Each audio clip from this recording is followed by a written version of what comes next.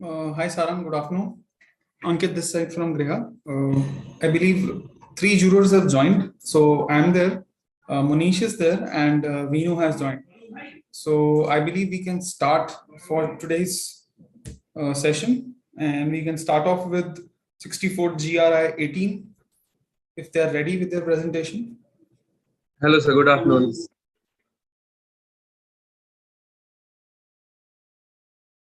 Sir, I'm just taking your follow-up on Rashmi ma'am. Can we wait for 2 minutes? Okay, sure. Tripti will not be able to join. Okay, sir.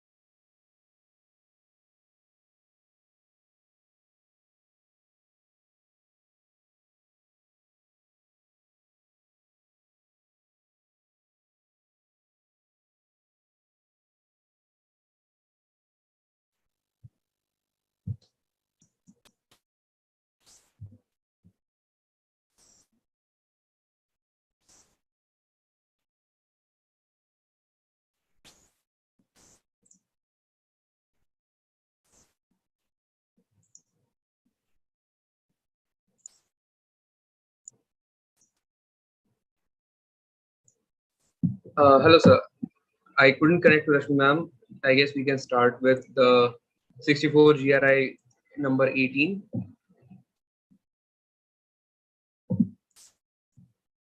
Hello, sir. Can we start now? Yes, sure. You can, you may. Okay, sir.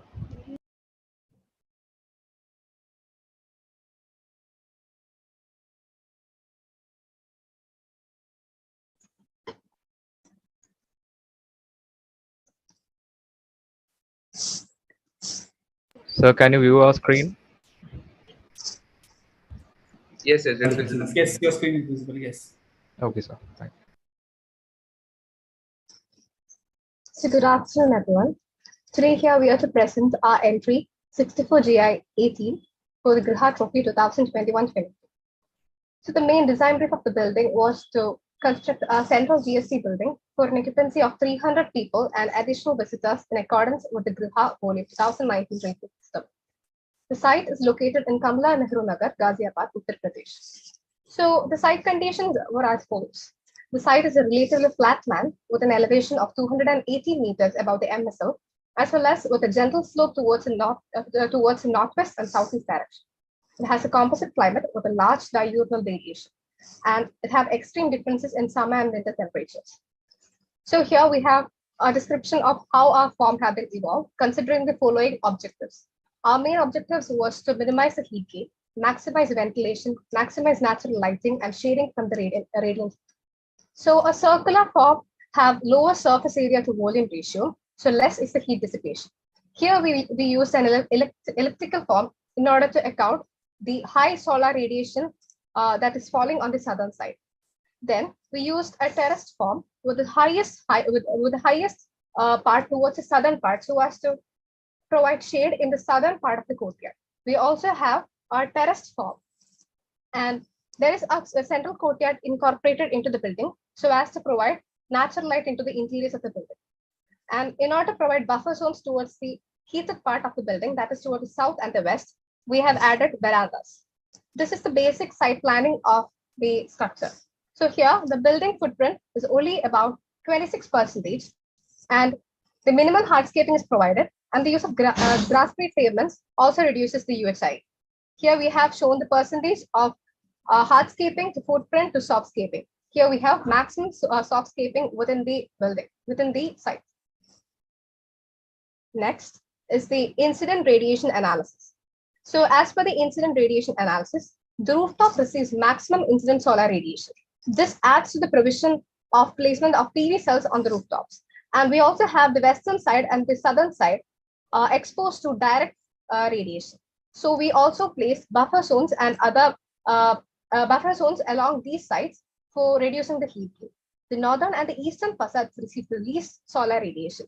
So based on the incident radiant analysis, we incorporated certain passive strategies into the building, like PV cells on the rooftop garden in order to reduce the heat gain through the roof. And we also placed secondary screens on the south and the western side, mainly vegetative screens for improving air quality as well as for reducing the heat gain in the interiors. Next is the wind analysis. So as per the wind analysis, the first diagram shows the laminar flow of air through and around the building. This is laminar flow section because our form is mainly elliptical and there is no sharp edges to cause turbulence of wind inside the building. And the entrance part also channels the wind into the interior of the courtyard and thus producing thermal comfort within the courtyard space. The second diagram shows the wind shadow region caused due to the building structure. Since the building is in the form of an enclosed structure, the interior courtyard receives dusty winds due to wind shadow spaces. The final diagram shows how the wind is being tunneled into the courtyard spaces. This is the shadow analysis. Since the southern part is having the highest number of floors, the southern part of the courtyard receives maximum shade throughout the day. The entire courtyard receives up to 5 to 6 hours of natural shading throughout the day, both during summer as well as in winter semesters. The next diagram shows the daylight hours. So the rooftop receives maximum amount of daylight throughout the year, and due to the presence of the central courtyard, it acts as an atrium-like space. This allows the flow of natural light and flooding of the interior with natural lighting throughout the year. And due to the presence of veranda, it ensures that the light is being reflected multiple times before entering into the interiors to provide glare-free natural lighting. And in order to add task lighting, we also have mirror ducts which are present above the workspaces. Then coming to the spatial planning, we have an isometric view of the site. So here we can see the main entry is from the western part. We also have the service entry from the western part, a little close to the southern part. This part we used as a service entry, and the other part, the main towards the northwestern part, we have the public zones. Towards the eastern part, this part have the maximum thermal comfort, and this part we place the workspaces. And here we also have a diagram of the circulation. There is a main entry space from which one person enters into the central focal point, that is the courtyard space, and all the other spaces are placed radiating to this central courtyard space. This ensures maximum and efficient, least circulation with maximum efficiency. Here we also have the placement. We have also shown the zoning of the spaces with respect to privacy. There is a hierarchy, that is the western part is public zone, and then comes the semi-private zone, and towards the eastern part is the private zone where the office is placed. Next, coming to the material palette. In this sheet, we have shown the floor plans, the basement plan, the ground floor plan, and the first floor plan, and the second floor plan. Now, coming to the material palette, the materials used here are from the Griha project catalog, and these ensure the reduction in the environmental impacts and the life cycle costs. A high SRI paint is used for the roof in order to reduce the heat gain. Bamboo screens with plan boxes, they act as a buffer. They help in reducing the heat gain and act as a air purifier as well. ASA blocks is used for the walls, which reduces the water consumption during the construction phase. The triple glazed glass is used for the windows. These help in the noise reduction, energy consumption by reducing the heat gain and the heat loss during winter. Portland Pozzolana cement is used for the structural members, which reduces the waste during the construction phase, and it is highly workable. SPC, stone plastic composite tiles have been used for the flooring, which is made from 85% recycled materials. The other materials used here are the recycled concrete aggregate, low VOC paints, sandstone, gypsum plaster. Now coming to the HVAC systems used here. The ground source heat pump combined with the displacement ventilation system increases the energy efficiency while increasing the indoor air quality. The mirror ducts. Mirror ducts are used here to in order to light up the office spaces along with the lux level meter. These light up the office spaces without compromising the heat gain and reduces the overall daytime lighting load by 65%. Next, here we have shown the water savings. The use of AAC blocks and the gypsum plaster during the construction phase has reduced the water consumption by 95%. The using of the low flow fixtures like the water closets and the faucets in the building have reduced the water consumption by 65% and 38% respectively. Xeriscaping is another method that is employed in the design to reduce the water usage for the landscape irrigation, and this system has reduced the water demand by 60%. The rainwater harvesting harvested from the site is 150,000 liters.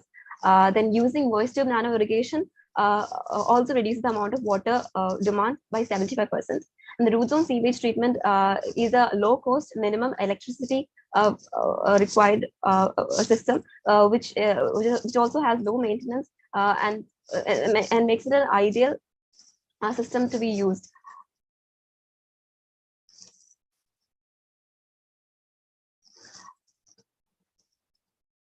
During construction, next we have shown the wastewater reuse. This was calculated by considering the water demand, the treated sewage water from the root zone plant, and collected rainwater as per the NBC 2019. Here we can see the total reduction in water is obtained by subtracting the water from the root zone treatment and the water collected from the rainwater from the total water demand. So we can say that 90% of the water is recovered through the root zone plant and rainwater harvesting, and thus decreases the water consumption. Next, the solar.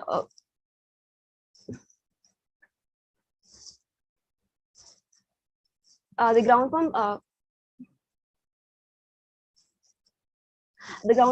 source heat pump and the displacement ventilation system has reduced the HVAC demand by 50%. The mirror ducts combined with the automatic light controls have reduced the lighting by 70%, lighting load by 70%.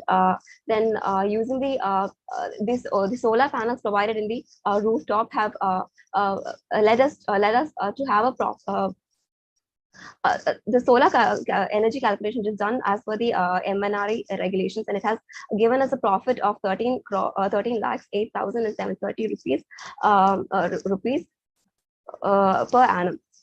And per annum, the green roof increases the energy efficiency by 30% by reducing the electricity costs, and the water management systems the 90% of the water is recovered by using the root zone treatment and the rainwater harvesting, thus reducing the water consumption by 90%.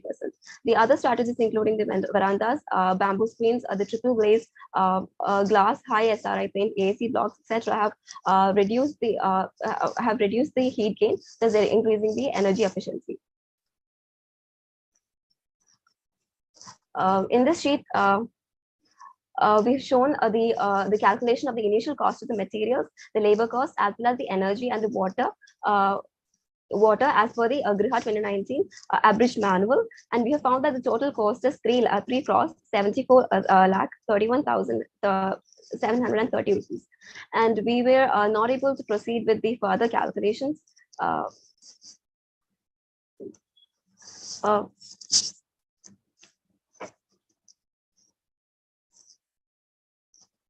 Now coming to the landscaping, the main techniques implemented were irrigation from root zone treatment plants, the SPDI, solar integration with drip irrigation system, silva cells, which provide underneath areas of the vegetation, and grasscrete on pavements and hardscapes. Then trees are provided on the front road, that is on the western side, to filter out the air pollutants and serve as a noise buffer, and it increases the indoor quality, the quality of air inside the site. And they're using the entrance path to enhance the aesthetic and the air quality. Trees like Indian cork and Indian laurel, they are used in these sites in order to improve the air quality by providing fragrance. And these trees are also native to Uttar Pradesh and are suited for the climate and the site. Then xeriscaping is also used with the help of indigenous plants coping to the site conditions that require leaves, maintenance, and water needs. The main trees that are used inside the site are Ashoka, Neem, Arjuna, and Peepal. Next, we have shown some views of the GST building.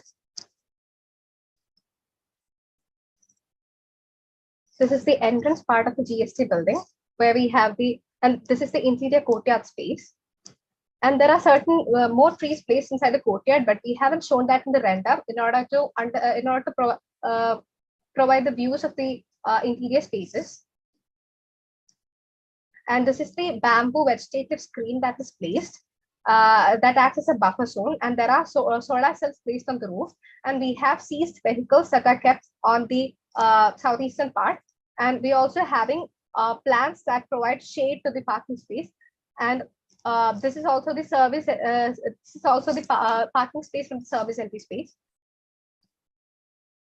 This is the interior courtyard space. Here we can see the shading that is provided by the building itself. That's all for the presentation.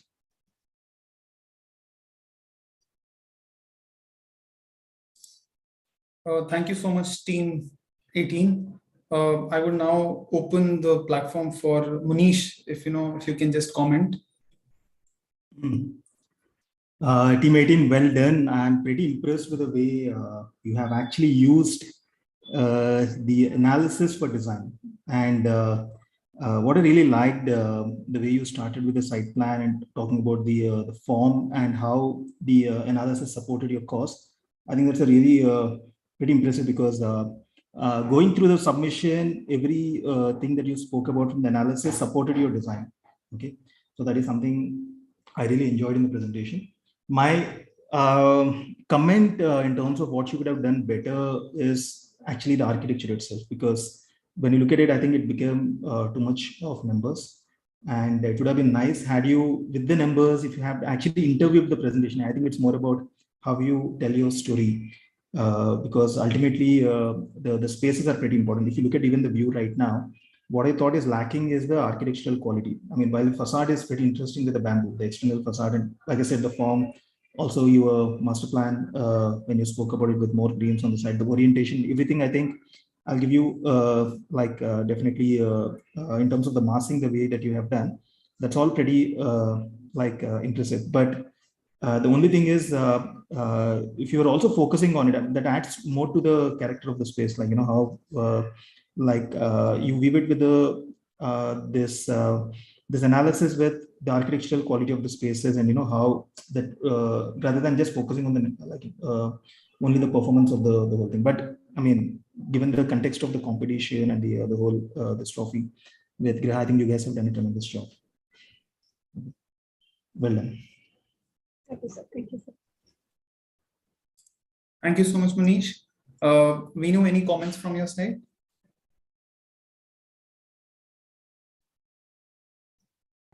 Yeah, am I audible? Yes, sir. Yeah, Veenu. Yes, please go ahead. Yeah, actually good presentation, Team 18. I like the way you had taken an analytical approach. I also, accept what, the other juries also mentioned in terms of, the design aspect. But I also like that you had focused on the criterias which were given, etc., and you had taken an analytical approach. The only thing is, it could also mean that you had done the analysis in terms of the heat gain, etc., right? I saw a few initial slides. So what exactly is the inference, and how did that change your design will also be an interesting aspect to look at. So that didn't come out clearly. Maybe you did it, but the way you presented, I was not able to get how exactly your analysis had led to your design decision. So that's just one of the feedbacks I wanted to share. But otherwise, a good job. That's it from my side. Thanks, Veenu. Okay. So Team 18, I would, first like to congratulate you. You have, touched upon a very, very, difficult, area of analysis. Doing the wind analysis or doing, insulation analysis is something which is, which is not, in fact, touched upon a lot of entries, but you have, dared to touch upon it. I really appreciate your efforts. Although, of course, the versatility of the simulations was not that good, but still I would, suggest that, you should take up courses in your future to understand more on these concepts, because whenever, you go for CFD analysis, you need to know the basic details of how does this, computational fluid dynamics system works. how does the wind flow pattern takes place. And that is where, when you started with your presentation, I really liked your form, but somewhere it got, somewhere disappeared, so it started declining. One thing which I also felt which was lacking in your design was you have not treated the landscaping very well. You have just focused on the building footprint, but you're not given much consideration in your landscaping. You mentioned in the beginning that you have pervious areas, you have green areas, but that is something which I could not really relate with your site plan that you have demonstrated in the few beginning slides of your presentation. Overall, the form could is very well, but architecturally, as Monish has also commented on this particular aspect, that the architectural aspects could have been much more better addressed in your design. The other thing is that which was a clinker when I went through your slides, was that you have used TGU, triple glazed units. Triple glazed units are very, very expensive, and in terms of the kind of climate in which we are dealing it with, this composite climate zone, it becomes really, really expensive in terms of the ROI, when we calculate the rate of investment, that how much amount I have invested. And that was the reason we encouraged this year entries to come up with cost benefit analysis, so that whatever, if you are installing a TGU, there's no harm in it, but you should know that what is the payback period I am going to be expecting out of it, making sure that I am using judicious use of the money for the project. I could have used that particular money in certain other technology or certain other design aspect of my particular project. So that was the reason where we have hinged this time LCC technique. But overall, I would suggest that the form was very good. Keep trying hard, try to learn more building simulation softwares, and I believe in your future you will be able to design very, very good interesting buildings. Thank you so much. Thank you, sir. You guys don't have a walkthrough? No, sir, we don't have a walkthrough. Okay. So we are done. Team 18. Anything else? No? Sir, do we know to answer the questions based on the solar heat gain radiation gains and with respect to the analysis that we made on the softwares? Sorry, I didn't get you on this. You had asked a question about the form being responsive to the climate and how we did the Yes. software analysis. Yes. So what we mainly caught upon was the wind and the solar heat gain radiation analysis, and that was where we came to the form. So when we came up to the knowledge that the wind has to play a major role to contribute to the ventilation that has to be approved in an office space, that we had given strategies that to cope up with the ventilation that would help the interior spaces, and to cope up with the intense radiation from the south and west side. We had provided the exterior verandas and double screens. So this was all the inference that we got from the software analysis. So we had went through the software analysis, and I'll show you just a sec.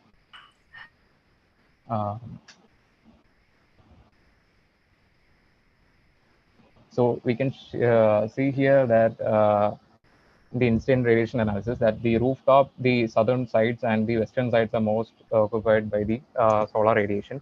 So we tried to cover most of these facades with alternative techniques, such as cost-effective methods of installing double screens, bamboo screens, and covering the roof with almost all parts with PV cells, which provides an exterior, extra shade to the extra cover to the roof with the solar radiation.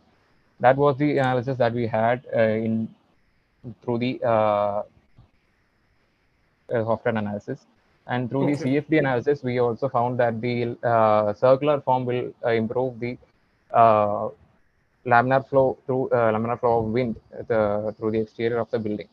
So it helps in ventilating the interior spaces effectively due to the pressure differences that are caused by the laminar flow, and which increases the pressure and which increases the speed of the wind again.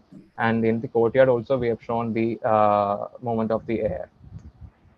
Okay. That's what we have. Can you go on the previous slide? I have, a comment to make on that particular slide. Yes. So now, Yes. if I look at the passive strategy where you've given this distorted isometric view, where on the roof you have planted these solar panels, right? Yes, sir. Now, these solar panels that you have placed, I believe, as per the current render that I see, or current 3D that I see, I believe that you have placed them directly on the rooftop, like directly on the floor or on the slab. Am I correct?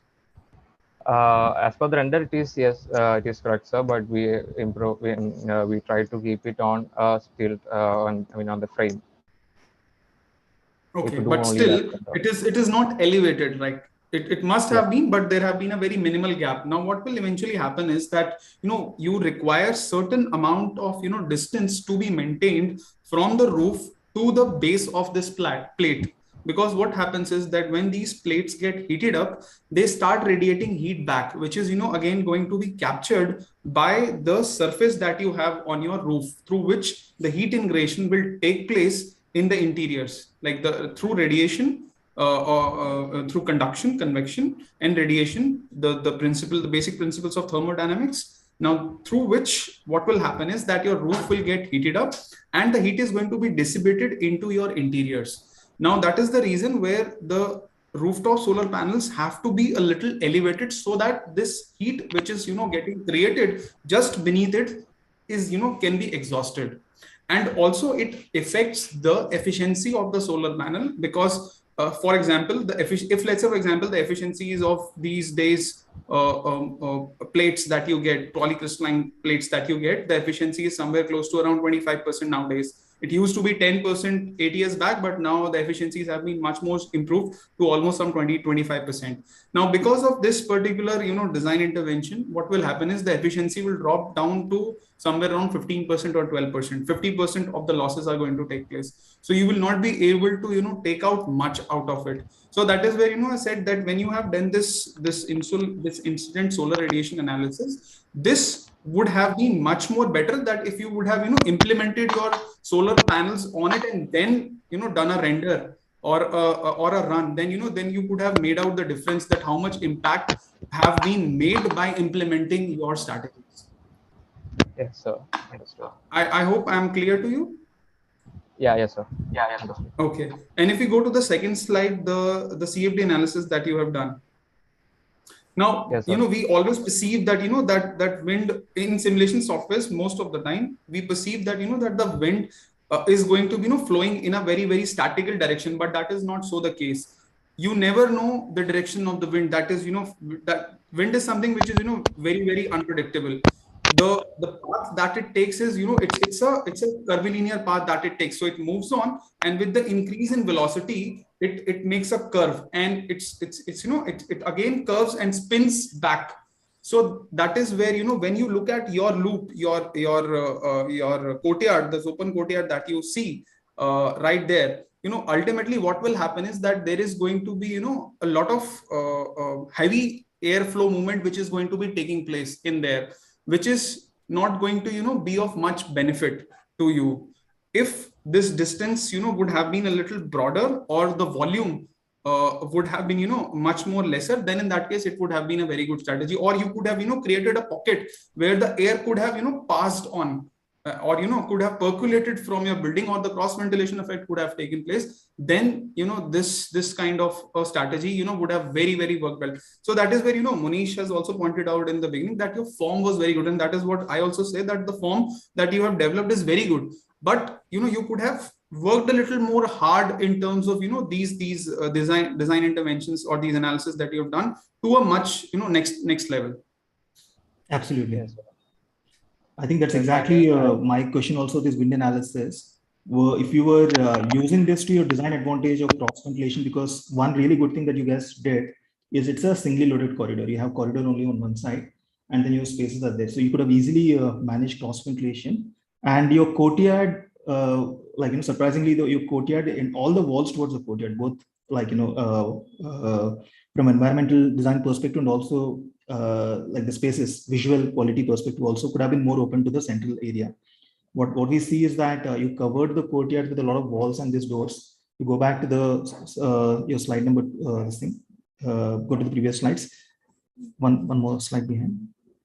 Yeah, look at this. So if you look at the thermal comfort, the radiation in here, it's not much. So it means that you're not getting so much radiation directly. You could have actually opened it up completely to the view instead of just giving doors and small windows. Okay. So like what we are trying to say is overall, you guys have managed to do this analysis.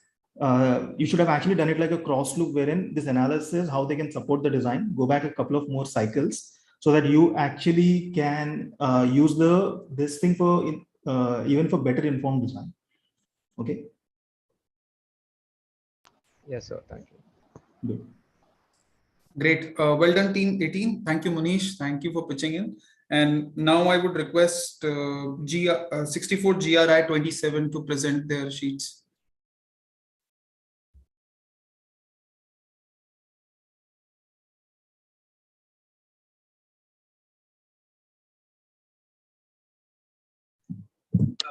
Team number 27, are you there? Yes, sir. Okay, you can start your presentation.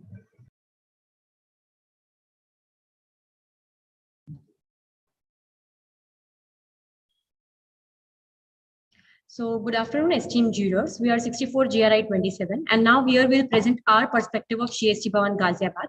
So we basically started off with understanding a GST building. We did some case studies of local GST building. We went off with the hierarchy of workspaces, and we developed a design program. Then parallelly, we studied the location, climate, and context of our site. So our site is in the vicinity of Kamla Nehru Nagar, and the site area is 8,595 square meters. Our site is connected through a 45-meter wide road, and it has a 32-acre farming land in the northern front. The summer sun angle is 84 degrees, winter sun angle is 38 degrees, and the Ghaziabad has a composite climate. The wind direction in the summer winds are from west-northwest, and the winter winds are in the eastern direction. Using the psychometric charts, we grouped the months and studied their comfort level.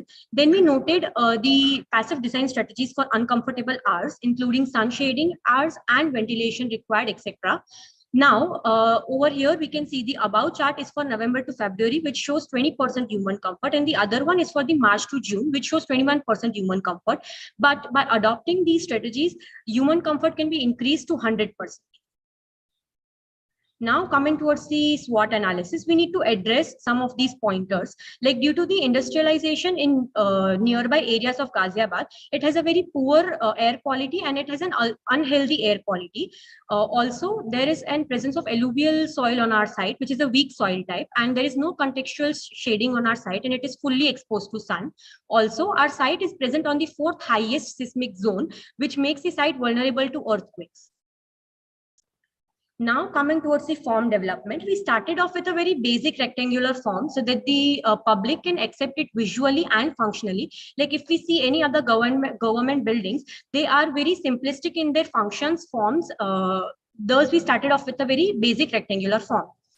Then we created punchers on the western facade to catch winds, and the southwest block has kept to be a bit longer, which provides shading on the facade. Then we provided inner courtyards and atriums for stack effect and to keep the building naturally lit. We created an array of punchers on the southern facade to reduce heat gain and implement self-shading. Also, here we tried to treat each and every facade differently, as all of them have a different roles to play. Now, these graphics show 3 different shadow patterns of summer and winter solstice at different time of the day. They say that minute details make major differences. So coming towards the waste management construction, like we provided 3 different colored bins to segregate the waste. We provided purifying polluted car emission, compost collection, and soil conservation. With this, we also provided wheel washing and 3-meter high barricades. Now proposing our design, we use the existing site entry and the compound walls to approach the building. The site is accessed by 10-meter wide road entry, we can say, which is suitable for fire tenders. For a suitable design, we have provided only 33% ground coverage. We have provided a proper vehicular movement along with on-surface parking and basement parking. We have also provided an inner courtyard and a backside canteen with a kitchen garden on the southern front. As I mentioned before, that our site is located in the earthquake prone zone. So we have provided a shock absorbance in the footing. Coming towards the xeriscaping, we have provided native plants with mulches, which requires less water. So it reduces the water usage up to 60%. Also, we have used indoor plants which acts as a dehumidifiers. We have used English ivy, snake plant, spider plant. With it, we have also used medical plants, which adds up a point to the health and well-being of the users. So the major design concept was to shift the notion from those cell-like layouts in order to change the conventional thought of solid, rigid, opaque, and unsustainable design to a very flexible, sustainable, open office plan. Therefore, we provided the central courtyard and atrium, which increases the visibility of the building. Also, this central courtyard acts as a waiting area, and it divides the rush, and it helps us to systematically move around. And we differentiated the design into two user-friendly groups. One which connects to all the staff and clerical activities, while the other where the visitors links to the GST Council. And there was a mindful thought provided by us to make the building universal accessible. So we provided toilets, parking, tactile pavings, and ramps for the specially abled people. Coming towards the first floor plan, the area of punchers on the southern facade creates a linkage between the superintendent's office and the semi-covered green spaces. Also, we have given two common staircases for first floor access, which also helps us to divide the rush in the case of emergencies. Further, instead of exhaust fans, we have provided an jali and green covers beside the toilets to eliminate the foul smells. We have provided spaces like audit circle, conference room, tribunal and review, etc. Now for the second floor plan, like we have tried to maintain a vertical hierarchy. So we have placed the public spaces on the ground floor, then the semi-public on the first floor, and the private spaces on the topmost floor. Like these commissioner chamber offices and deputy commissioner offices are clubbed together with the green spaces. And these green areas also gives them a breathing space. Now, energy optimization. We have eliminated the use of HVACs, and instead of that, we have used radiant cooling systems in the slab to produce energy. We have used kinetic pavements and vertical wind turbines. These vertical wind turbines are placed on the western facade, and it produces a total of 93 kilowatt per day energy. We have used photovoltaic cells on the terraces, and we have used photovoltaic cells in the parkings. Thus, we produce 20 kilowatt per day energy from the parking solar and 40 kilowatt per day energy from the terrace solar. Due to the rainwater harvesting system, the water level increases up to 40%. We have used green areas and green terraces in our design, which helps us to mitigate the urban heat island effect. Thus, it increases the energy efficiency by 30%. We have used low flow fixtures and double flushing systems, which reduces the water usage up to 60%. And we have proposed an STP.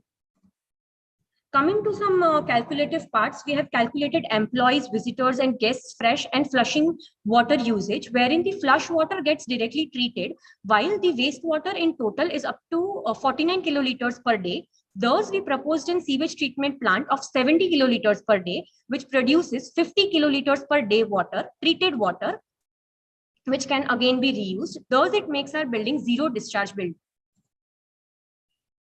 We have used moisture nano irrigation system, which reduces the water usage up to 80%. Also, we have to treat the gray water on site, we have used root zone treatment. It utilizes natural vegetation and microbes, lead to an eco-friendly sewage treatment technology. Now, taking sustainability at every aspect, material play a vital role in a building. Surveying through various material and its technique, we propose the use of C&D waste material at a large scale to bring out the recyclable nature. According to 2020, while India have 16 C&D waste plants throughout the country. Benefiting to this, the given site is 7 to 10 kilometers away from a C&D waste plant, which have 400 tons per day capacity. Also taking care for the cement, we contact and propose the cement production plant which produce cement in a sustainable manner. For roof, the reflective tiles of 101 SRI value were used on the top of the roof to reflect the heat radiation. The terracotta jali of recyclable nature with 0.3 K value were installed on the west facade to get the diffuse light as well as allow cooler air to get in. The shade is not just to shade the ground surface. So with our innovative design, we allow the collection of rainwater as well as the shade the ground area from sunlight. The overall site was developed while taking care of minimizing the hard paved area by using the S-crit at vehicular movement, and remaining paved area is covered by a grass crit. The FSC, Forest Stewardship Council, timber is used as a wood part in a window and doors for a certified product. Also, the structural member were integrated with around 35% of fly ash to impose the sustainability while not compromising the strength as well. Also, the ASE block with recyclable material were used as a walls with K value of 0.2 to 0.3. Now, low VOC paint and antibacterial curtains were used to bring the better indoor air quality. Also, the cement flooring were used with a recyclable material, and the double glazed glass windows were used in a window. Now, the light shelf were installed to bring more natural daylight throughout these spaces. Now, these are some material tables with the embodied energy use chart. Also, coming back to the simulation part, we have done some simulation pie chart for development of overall building. This is the end use, energy use, and electrical use simulation. Coming next, the solar gain and daylight analysis help us in identifying the natural daylight throughout the premises. From this, we get to know that the passages around the working spaces need the AI lighting or the sensor-based lighting system. Now, this is the calculation of pie chart to show the amount of expense on a particular technique. These are some calculation of solar panel and vertical wind turbine. From this, we get to know that these both technique, if we use in our design, they give us a payback time period of 4 years, which can be called as a sustainable technique on a building. This is the Griha evaluation point, which we have marked on it. And these are some calculation sheets. Now we will go through the walkthrough.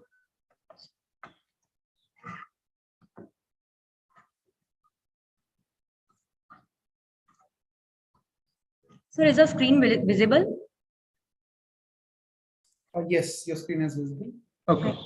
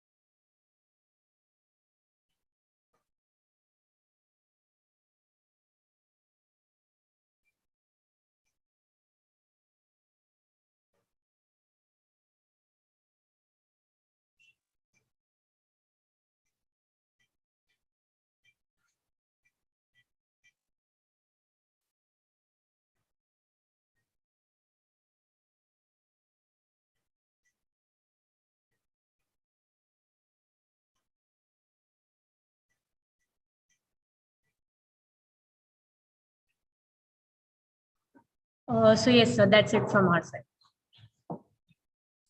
Thank you so much, Team 27. Manish, over to you for your comments. Team 27, very well presented, but I have a lot of questions actually for you guys. So the first and foremost thing, I mean, when in the orientation, you have aligned some of the blocks. I mean, talking about your site plan, I thought I really like the overhang that you gave in the right at the entrance. It adds a nice like vibe to the whole space. But when it comes to the site planning and this overhangs, I thought that your site plan is too rigid, and I mean in terms of the landscaping and all. So you could have had more softer areas, and especially the landscaping next to the. So whatever you spoke in the cross section, it is not really evident in the site plan and in your section this thing and the 3D. So the plants and the trees that you spoke about seems more of an afterthought, at least the way the presentation is looked up. If you look at the presentation.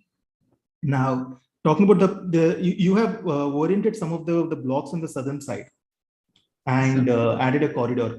So I was wondering whether you could have actually done something like that, even to the overall orientation of the building itself. Why one corridor, and that you had an additional corridor, like a overhang right next to it. So because you have that balcony kind of a terrace that you added, if it is actually making any sense to that orientation also, you get what I'm saying? Because it's already, you are covering it with that large overhang or the balcony that you added. So seems like that block is always shaded. Do you get what I'm saying? Yes. If you go to the southern facade of the building. So, and whether that approach could have been like taken to the complete, the whole building itself. Why only one side? Just a second, I'll present it. Okay.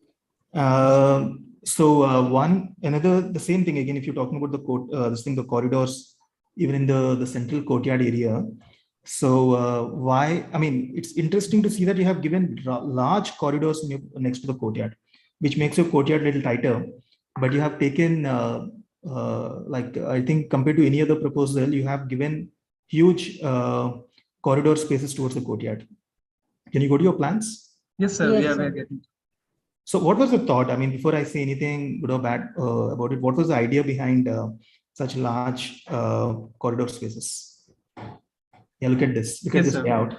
Okay. So you have the courtyard pretty like in a small, but if you look at the spaces all around covered this corridor, at every level you have given huge spaces. So have you done any kind of light or this thing, natural light analysis or the shadow analysis for this? Yes, like, sir. what was the logic behind this? Yes, sir. We have done this. So what was the main idea, I mean, in having this? So starting with these zigzag patterns, actually, they are not some different blocks. So they are connected towards the building. Like it was not an afterthought. It was the initial thought, like to protect the facade from the south sunlight. We did this. Like over here, you can see that all these windows on those zigzag patterns doesn't actually face the southern light directly. Yeah, I mean, I'm just saying why this particular thing only on the south. Go to your next higher this thing. Go to the next plan. So if you look at this depth of the corridor that you have, this the balcony on the southern side, it's already covering it. So this zigzag, my question is if it is making any, is it adding any value, or even if you do a straight and then have taken a large overhang, would it be doing the same purpose? So I'm asking, have you used analysis to see the efficiency of this intervention, and why only on this? I mean, similar approach on the west and other this thing. I was asking generally this idea. It's an interesting idea. But I'm just asking that, why only one facade? Why not in the rest of the project? This kind of a staggered effect that you've done, and because you had this balcony, right? I mean, that was my question, because this balcony is kind of whatever the advantage that you're trying to get with the south facade. By adding this, you're completely shading it. Okay. So I was wondering whether this made any sense in having this in the first place. So, sir, we actually first of all try to treat every facade differently. So, like we didn't have all of the same treatments on every facade. And talking about the zigzag pattern, we have overlapped the zigzag pattern to have a self shading. So the southern facade shades itself, like.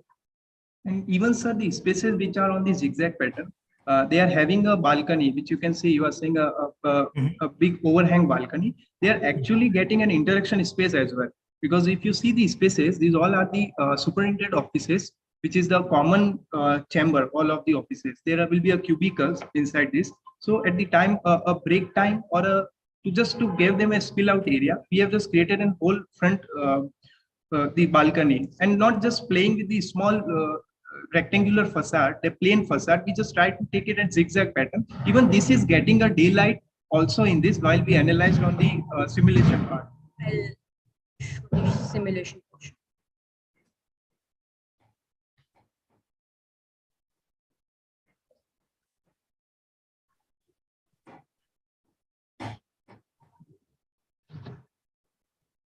So this was the daylight analysis we did. And due to this, like we don't get the harsh sunlight of the south. Instead, we like the windows are placed in such a way that they doesn't face the south sunlight directly. Okay. I think let's move on from that. I was also asking about the this thing. I mean, if you look at the south, anyways, the balcony is linear. I was wondering if the balcony should have also been like zigzag so that you could have got better play of light and everything. Yes. But let's move on to the next one, into the corridors that you have at all the different levels in the plan. Okay. So they are pretty big and the courtyard is small. My comment was that, maybe the courtyard would have been much more like proportionally bigger, because at every level, if you see the spaces, in terms of the planning, the corridor, the widths that are there, you have given substantial width for the corridors on the Yes. every different level, right? So I was wondering proportionally, I mean, the light and all of it, whether go to the next level, especially at the lower levels, whether the light will be able to penetrate such deep corridors, because the courtyard is small. If you look at the size of these corridors in here, the natural light, the depth was, I thought that, you could have probably increased the size of the courtyard space a little bit more. Okay. Yes, sir. And so yeah, I think overall, when it comes to the form, I mean, like I said, I like the approach of this staggered thing that you tried, but I thought probably you should have tried this from the analysis perspective on the entire building, not just on one side. That was my comment. I'm not saying that shouldn't have been done, but I was saying that, probably should have tried more adventurous. I mean, when it comes to the architecture part of it, you could have been more adventurous in the entire project, but not just like, one corner of the building, in other orientations as well. Okay. And what I meant was, an afterthought was your site plan. If you go to the section that you showed with the trees, that I thought is not reflecting in the in your site plan. Yeah, especially this one. So where is this in your this particular section? Where is it in your plan, in the site plan, with all the trees that you have shown? Actually, Because sir, your site plan looks very much hardscaped. This is not there in the. I was trying to look for this in your site plan. okay, so actually this is the section we just try to show a graphic image that how the local This is nice. I'm just saying this is perfect. Yes. But if you go back to the site plan, here, if you look at it, all surrounding your building, you have hard. This is what I'm saying, that you should have translated that here also, except in the front, what you have one area. So I would like to add one point, that it is not a hardscaped area. Rather than we have used the semi-permeable blocks which we get. So it is a soft paved area, like not fully soft, but Yeah, but we get your point about the section that it should be goes in the site plan. as well, like. Yes, sir. Good. But overall, yes, I think well Yes, done. So yeah. Thank you, sir. Thank you. Thanks, Manish. Binu, over to you. Yeah, thank you for those inputs, Manish. See, one thing I also observed in your discussion is you all have used these daylighting and other softwares. That's a good effort that you have taken, and you have learned those softwares. But you should also learn to use those softwares for taking these design decisions. Like some of the points which Monish ji also raised. Those decisions you could have based out of the insights and results from your analysis. So that's just one feedback I wanted to give in general, not just yours. Otherwise, the presentation was impressive. Like I was really, looking at the way you have prepared. I can see a lot of preparation going behind this. Good efforts, but just make use of the software, not just to take some snapshots. So take some proper design decisions out of the results. That's just my feedback. That's Okay, it. sir. Yeah. Thank you, sir. Thank you so much, Vinu. Team 27, I have, a couple of questions for you. First, I would, really like the way you have used terracotta tiles, in Yes. your particular design. I really like that idea. But on the other hand, if I look at, the point which Monish has, very validly pointed out, that, the courtyard spaces that you have designed, they are not making, justice to the overall form that, you have created. Now, if you look at your daylighting analysis. Can we go to that slide of your daylighting analysis?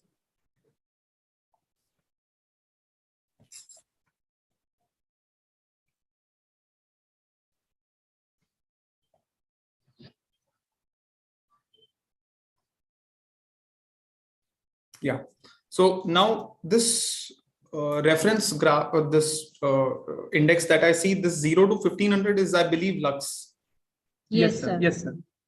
This is lux. Okay. This is an annual analysis that you have done, like this is UDI analysis that you have done, or this is daylighting factor analysis that you have done, or it is illuminance analysis that you have done. What is this? This is an annual analysis. Annual.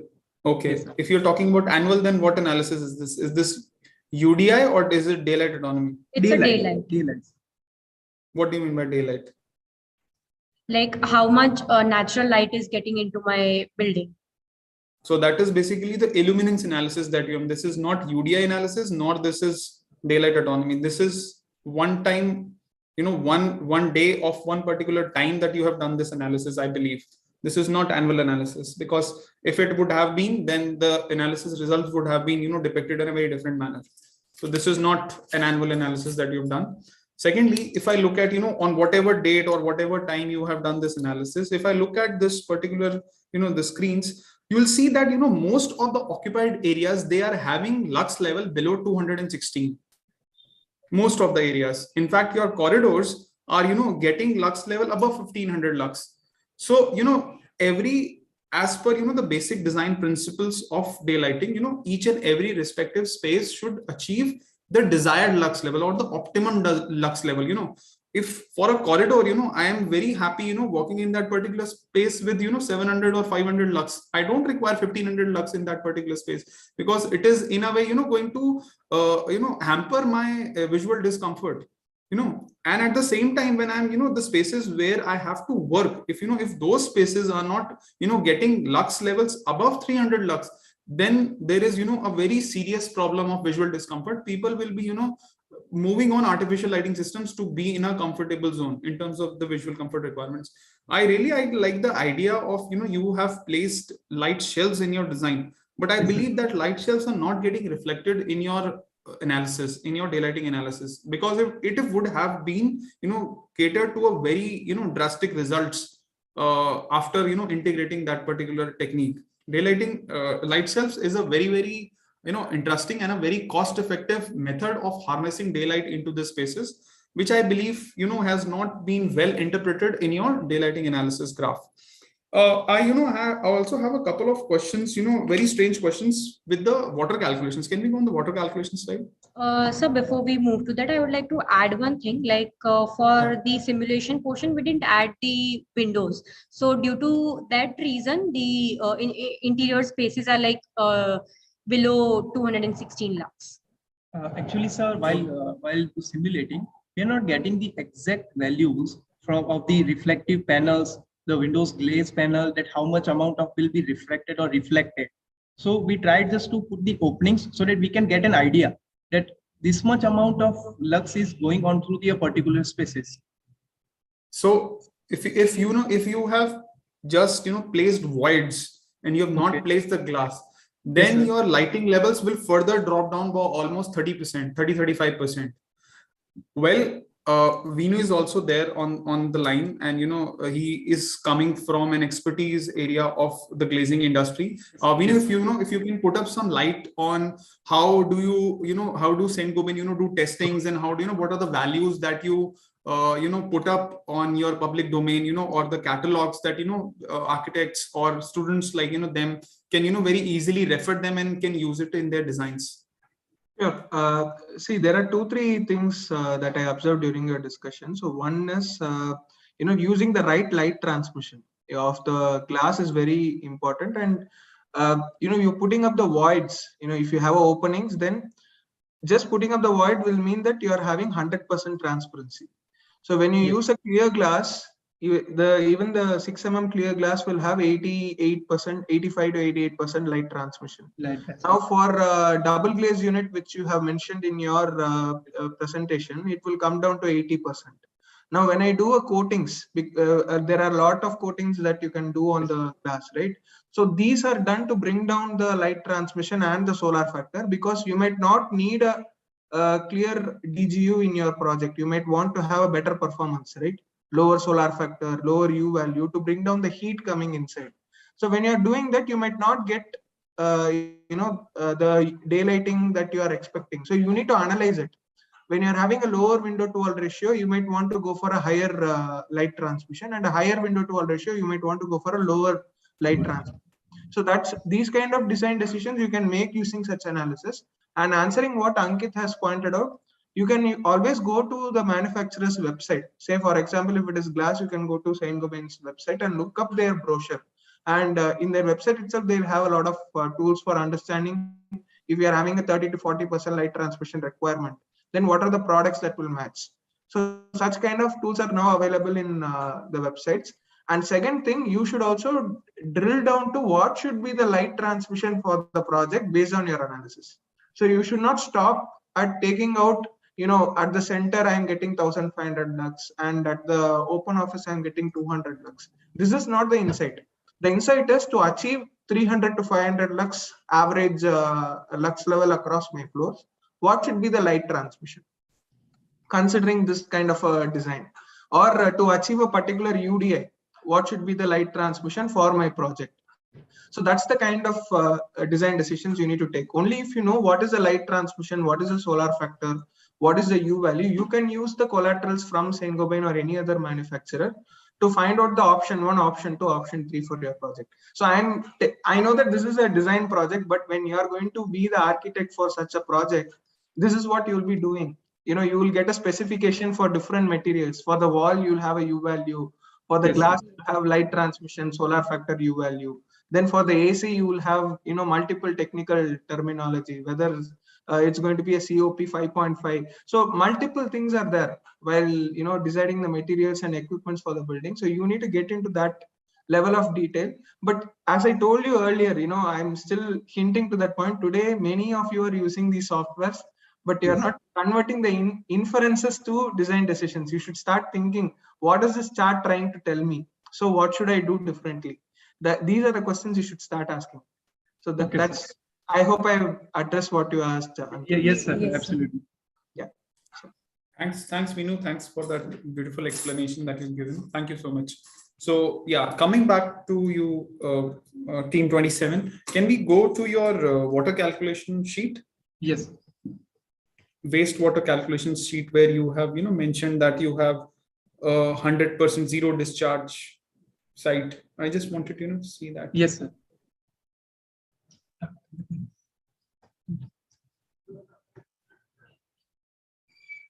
So this sheet you are talking. Okay. Yeah, I'm talking about this sheet. Okay. Now here you have said that if I look at on the right side, total waste water is 49 kiloliters per day. Am I correct? Yes, sir. So that means that you are getting 49 kiloliters of wastewater generated from various applications on your site, correct? Yes, sir. Then why have you proposed an STP of 70 kiloliters per day?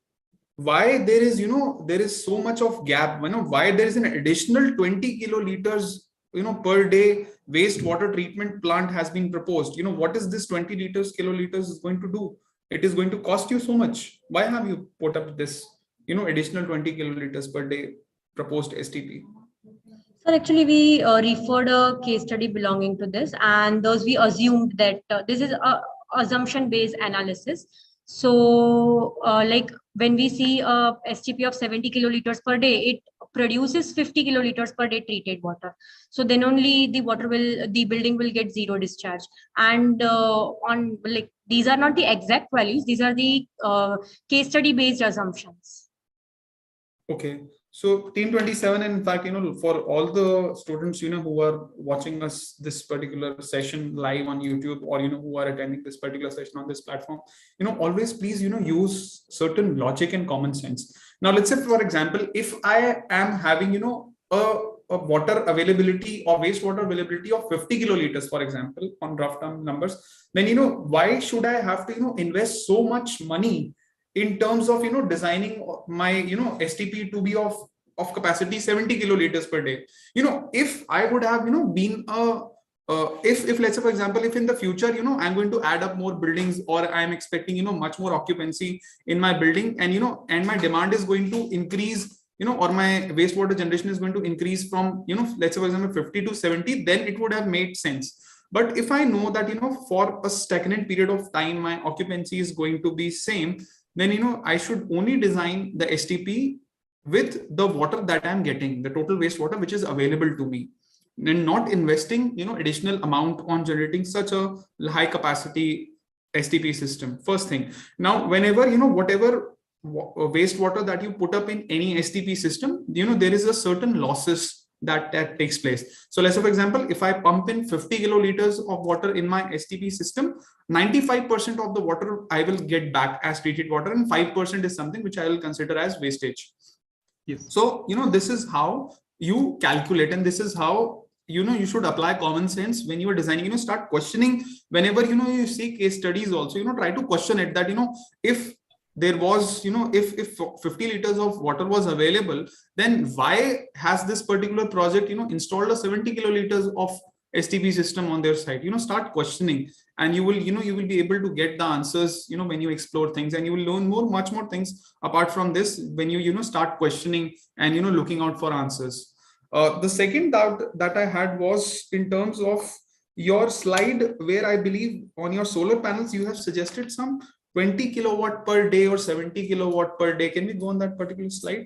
So before moving that, I would like to add a point. Like we have proposed this STP of 70 kiloliters per day because we wanted some buffer. Like we cannot say that it is an exact value of 49 kiloliters per day. Like sometimes it may increase or decrease. So according to that, we have proposed a 70 kiloliters per day. But I get your point. But that buffer is also very high. That buffer is almost somewhere around 40%. Buffer is always 5%, not more than that. Surcharges, Yes, if you have studied in your estimation and costing, we usually try to keep it to 3%, 5%, not 40-45%. This is going to increase my cost. My budgets are going to be scrutinized.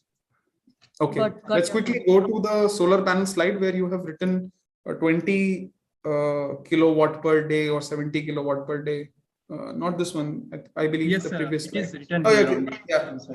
I think this is the slide. I believe 20 kilowatt is something what you have written. Yeah. Now 20 kilowatt per day. What do you mean by this? Actually, sir, what when we analyze the data or by the local references, what we get to know that around 7 to 10 square meter of area produce a 1 kilowatt of energy. So from dividing this by the area of roof, how much we are, our square meter of area we are using on the roof and the solar panel on the parking, we get to know this much of data. Basically, it says that it produces 20 units per day energy. Okay. Now, when we talk about units, what is the what is the unit of one electricity consumption? You get your electricity bill. What is the unit mentioned on it? 1 kilowatt per hour. Sorry? 1 kilowatt per hour. So it is not kilowatt per hour. It is 1 kilowatt hour. Yeah. Okay. Okay. So that hour H is missing in this. So that is where 20 kilowatt per day specifically means that I have to install a solar panel of system which has a 20 kilowatt peak capacity.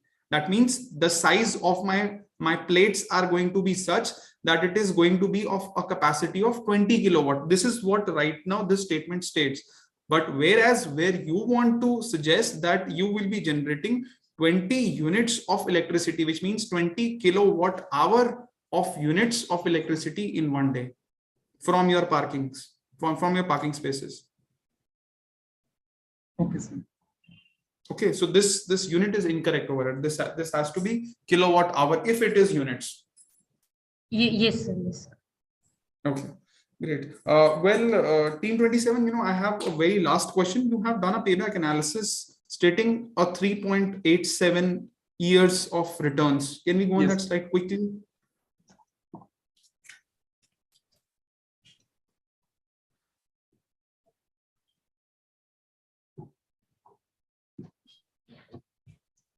Yeah. So I just, wanted to understand very quickly from you that, how have you derived this number of 3.76 years? Actually, guys, sir, again with the reference part, we just try to calculate on the amount, how much per unit of amount at solar panel cost and the transportation. And if it replaced in 6 years, the we can say the about the what we say a maintenance point, and this all we included, and then we get an exact price and the output per for example, the area we get of the solar panel, then we get the output, how much it is getting there. And then for multiplying this by the 5 years, or the multiplying this as a maintenance part, when we have to replace this, we get that this much amount of electricity is being given back to us, means this much of electricity we are saving, so that maybe at around of 4 years, we are getting a payback amount of the solar panel which have costed to us. Okay. And this vertical wind turbine you have mentioned over here, but vertical wind turbines are not installed in somewhere in your project. Yes, sir, it is installed. Sorry? I'll show you. These are, I mentioned before, and like these are placed on the western facade over here. On the top of the roofs. Okay. Yes, got it. Okay. And okay, sir. Thank you. Okay. Thank you, Team 27. That's Thank you, all from my side. And now we can quickly move on to the next presentation, which is Team 36. Yeah, good afternoon. We are audible? Yes, you are audible.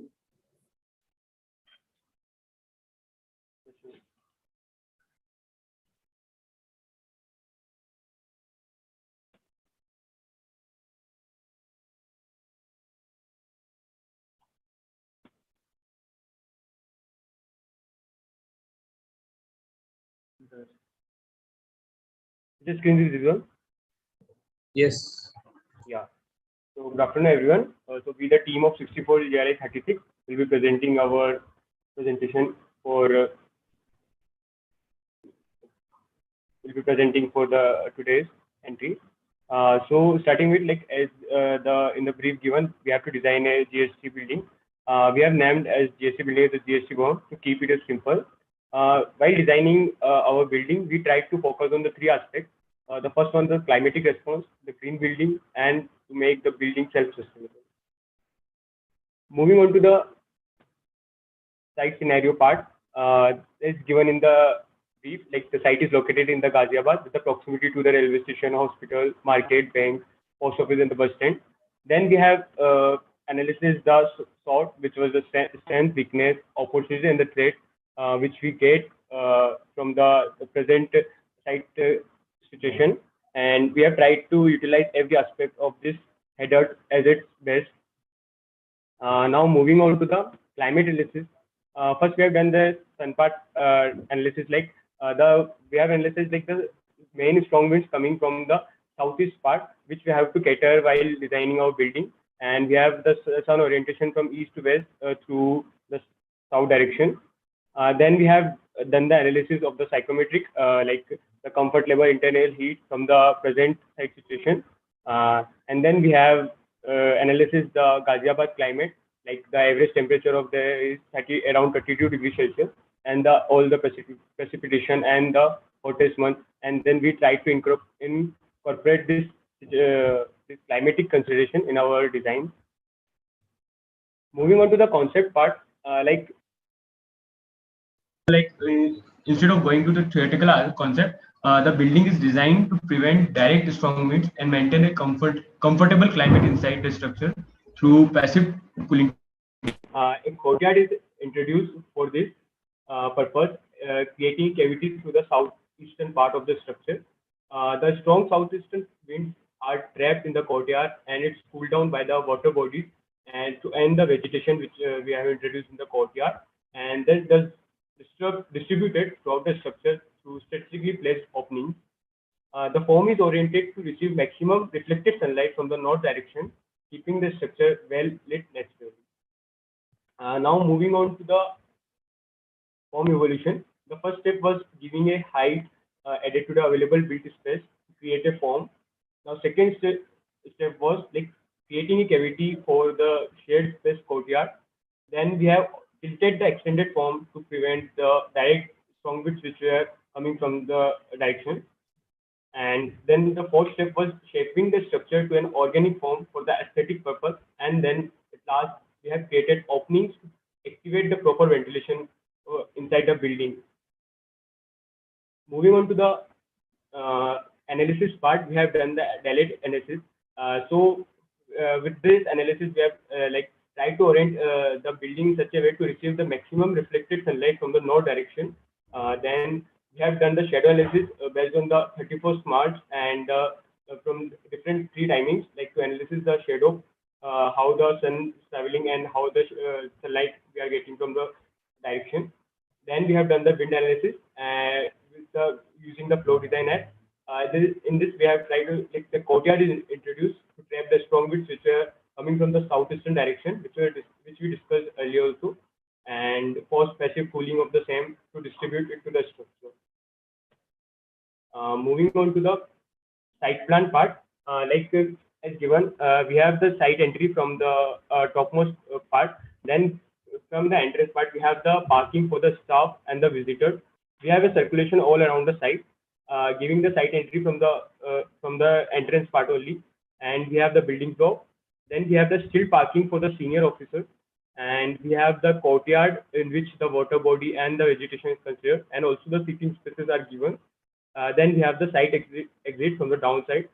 Here is the circulation for the arrival of the staff, visitors, and the commissioner. We have categorized the visitors into two parts: the staff and visitors, and the commissioner. For commissioner, we have given the street parking, and for the staff visitor, we have given the open outdoor parking. And this was the circulation for the departure of the staff visitors and the commissioner.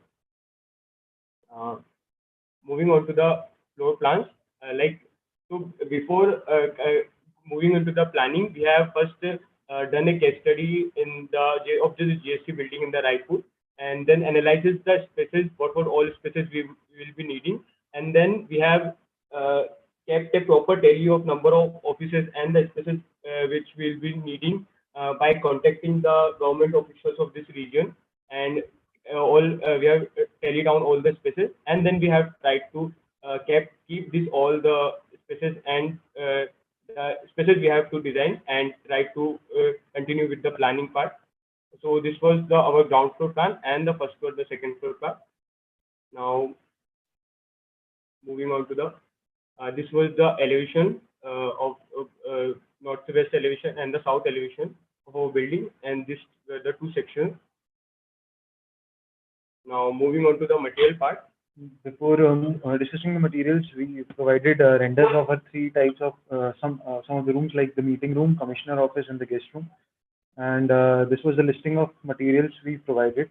We provided materials like fly ash, lime, gypsum bricks, caulk soft flooring, wood plastic composite, Kota stone, tile, fly ash concrete, stone dust slabs, and HDCP pavers. So from the listing, we can see that these materials are really sustainable, and most of them are recycled materials, thereby reducing our carbon footprint, therefore making our building a bit more greener. And then moving to the techniques part, first I'll be discussing how we'll be utilizing water, the natural rainwater that we'll be getting, and the wastewater management. So the rainwater will be harvested, and the wastewater, as you can see over here, it will move to the biodigester, where the solid from where it will move to the solid waste composting unit, where the solid waste that will be collected will be used as manure for our vegetation, and from the black water and toilet water, the gray water will move to the garden for the gardening and the purposes, and the remaining part that is not needed for the gardening purpose, it will move to the gray water treatment, where from where it will be moved after treatment, it will be moved to the water storage tank or the HVAC absorption chiller, where which will use the heat of these plants to work, and that was it over here. And now we move to the techniques. Some techniques this was low-E coating, which we'll be using in windows. This is a coating system where it prevents infrared radiations and stuff to maintain the thermal comfort of the room. We'll be providing wall insulations and roof insulations so as to maintain the to provide thermal comfort and maintain a proper room temperature. For fire extinguishers, so that this system is used because of its the surface area increases, so it's a really efficient system, and we are using daylight illumination system, and this was a basic rainwater harvesting system. Further moving, further techniques, we are using permeable pavement, which will help us increase the water table of the region. We are keeping in consideration future aspects. We provided electric vehicle charging for more efficient, so that we can welcome more efficient vehicles. We are providing energy efficient lighting, HVAC absorption chillers, and grey water treatment plants, as discussed earlier. And we have provided bifacial solar panels and biodigester in our project. And moving further, discussing our landscape, this was our hardscape. We provided French drains, solar street lights, solar pots, Gavian seating. And for softscape, we've provided plantation all around the site, plantation like Ashoka and Arjuna.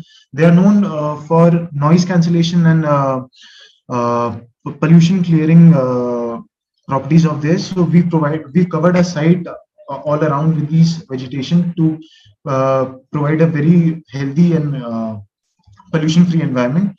And this was a percentage we've covered in landscape, built up, and softscape. And moving further, this was our life cycle costing analysis. We've used the system one-click LCA, and this was our rating that we got after putting in the materials and the techniques that we've used. And this pie chart is for global warming CO2 emission resource types. The details are given, and this is the life cycle stages of different materials that we've used, and replacement and all the consideration. This is the classification of CO2 emission that will be emitted. These are the external consideration for external walls and stuff, and these are the remaining graphs we can discuss on later. Sorry. And this was our basic energy consumption calculations. First, we've calculated the energy generated from our solar panels per month, and this is the energy that will be required. We calculated that this was our water audit that will be required, and collection through rainwater harvesting, and this was the waste audit, keeping in consideration 600 individuals and for the month. And moving on, these are the renders of some region of. This was the entrance. This was the courtyard which was given, and this was the solar ports which we introduced in our design. This is the walkthrough. Yeah.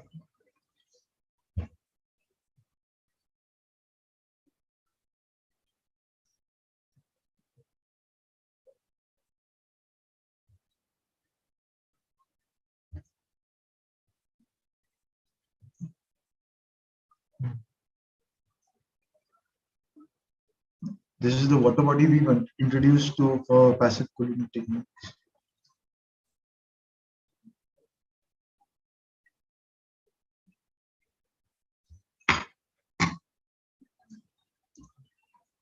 This was it from our side. Thank you. Thank you. Thank you so much, Team 36. Manish, I'll open the platform for you. Thank you, Team 36. Have you used any analysis for your form development? Can you go to the form development slide, please? First of all, I really appreciate the effort that you guys put in. Can you go to the site, this form development, how you came up with this? Yeah, let's stop here. So is it based on assumptions, or you actually have done any kind of like analysis to back your form?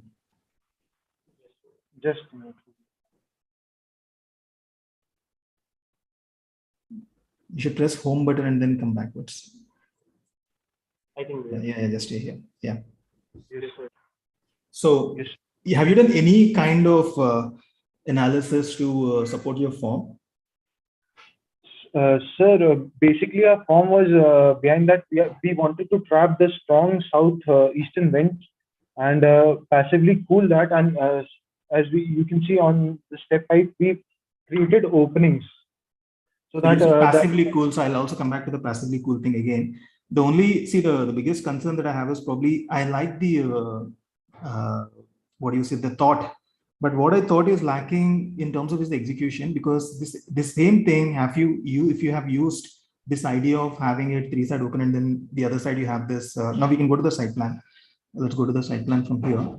You know, this trying to get the wind in, if this was supported with the help of any kind of analysis or software and tools to see what is the right kind of a thing, especially see in this, you're saying that this is not, which means something is wrong about your orientation. It means that you have this entire courtyard towards the south. Probably, I think the orientation, what you show here is something wrong with it. So it's not actually east, right? And even otherwise, I mean, if you look at the site plan, what's happening is you have given your road and everything all around. I thought it would have been really nicer if you had actually taken this this landscape and connected it and brought it out and reduced the surrounding footprint, like trying to somehow cut off your area and then except for probably fire tender movement and all that, like you can deal it with the pavers and all of that, and then brought the landscape in and also used analysis to support the orientation, whether it is like this or whatever, facing this courtyard towards the north, however that is, so that you get proper this the best of the orientation with the help of the right tools. So one thing that I thought was lacking in your entire presentation is the use of the tools to further like improvise upon the design ideas that you had. From the analysis front, I think there was not much work done. Am I correct? yes, sir. Yes. Yeah. So that's one thing. And secondly, especially again, like I said, I mean, it's a very good idea. And so what was lacking is you could have also used the tools to, the whole form was actually flat from the top. So when you talk about the orientation and everything, you could have also used the building in levels and so on, so that to also create like, shadow and the right orientation to get the best of the orientation. And more importantly, the facade is something I was kind of expecting much more, because when you said passive, okay, but if you look at the facade, the treatment that you have given for ventilation and the glass, is there, I mean, is there any thought in optimizing the heat from the facade and ventilation? Can you explain anything in that front?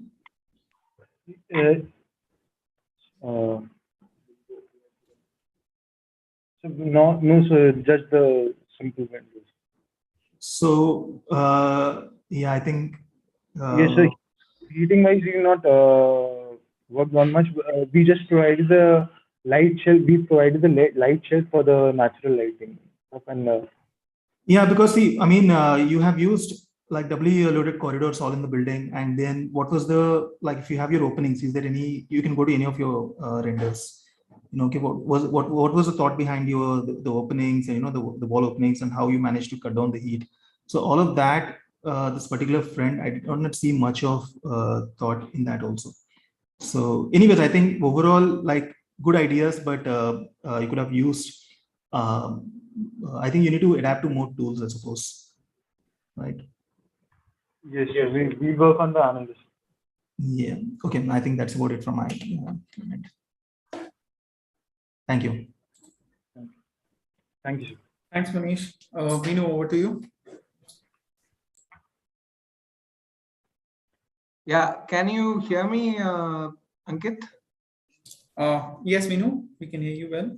Yeah, see, it's really interesting because as I told you, I'm just sticking to the analysis part with each team.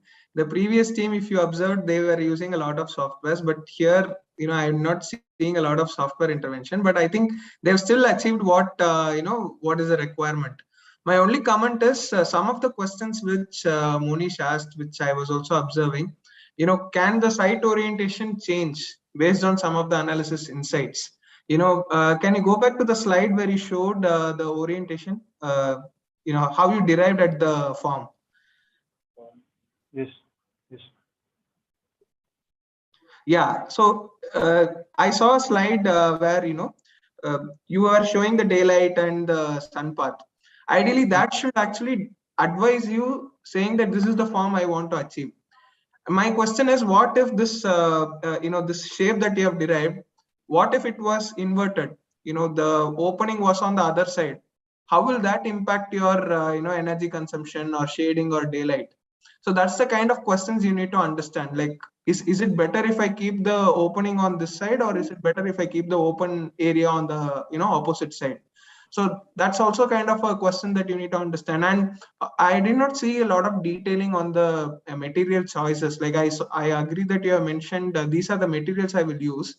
I think you should drill one more step further and get to the specifications, because in today's time there are a plethora of materials available. If you take for the insulation, you have multiple options. If you have for glass, you have multiple options. To achieve the same result, you can do it in 5-6 other ways, right? So you need to understand such kind of decisions using these analysis. So I think it's a good effort, and I liked your presentation. You can also use these kind of analysis to take decisions. And I think some of the answers you could have answered, Monish ji, better if you had used the tools to make such kind of decisions. I know I'm repeating myself for each case, but I think that's something that's lacking in today's time. Like, many of us are using the softwares, but we don't know what exactly is that software trying to tell us. So that's an area that all of us need to improve. That's just my feedback. Yes, sir. Thanks, Veenu. Well, team, I have a couple of comments, but because of the time crunch that we have, I'll speak out just the most of the most prominent ones of them. You have given a very rosy picture. As Veenu and Monish very clearly pointed out that you're going to use this material, this particular element, but that is something which is not evident in your drawings, which is not there conceptualized well into your execution. If I look at this particular form evolution, I see that on your western facade, southwestern facade, your wall area is very high, which is going to invite a lot of heat into your building. And the analysis you have presented are not determining that how well or how this particular form is encountering it. That is one lack which I find. Although I would really like to appreciate you for moving ahead for the LCC analysis using the one-click LCA tool. One-click LCA tool is not a very user-friendly tool in terms of it's very difficult to understand that tool and work on that tool. So I really admire the attempt that you have made in terms of choosing one-click LCA and presenting the results. However, I believe that you were not able to very clearly and crisply able to derive of what results would have been interpreted from the software. So well, I will encourage you to learn these softwares in detail, learn the concepts of LCC, because this is the next future. The projects are now going to be awarded based on the payback period in the coming times. So it is better that you get yourself well acquainted with these terms or these calculations. Overall, I would suggest that you have made a very good attempt in terms of the process that you have followed. But I would suggest that next year when you come back, just put in some more efforts. Thank you. For sure. Thank you. Thank you so much, Team 36. Now I would request Team 44 to quickly present your slides.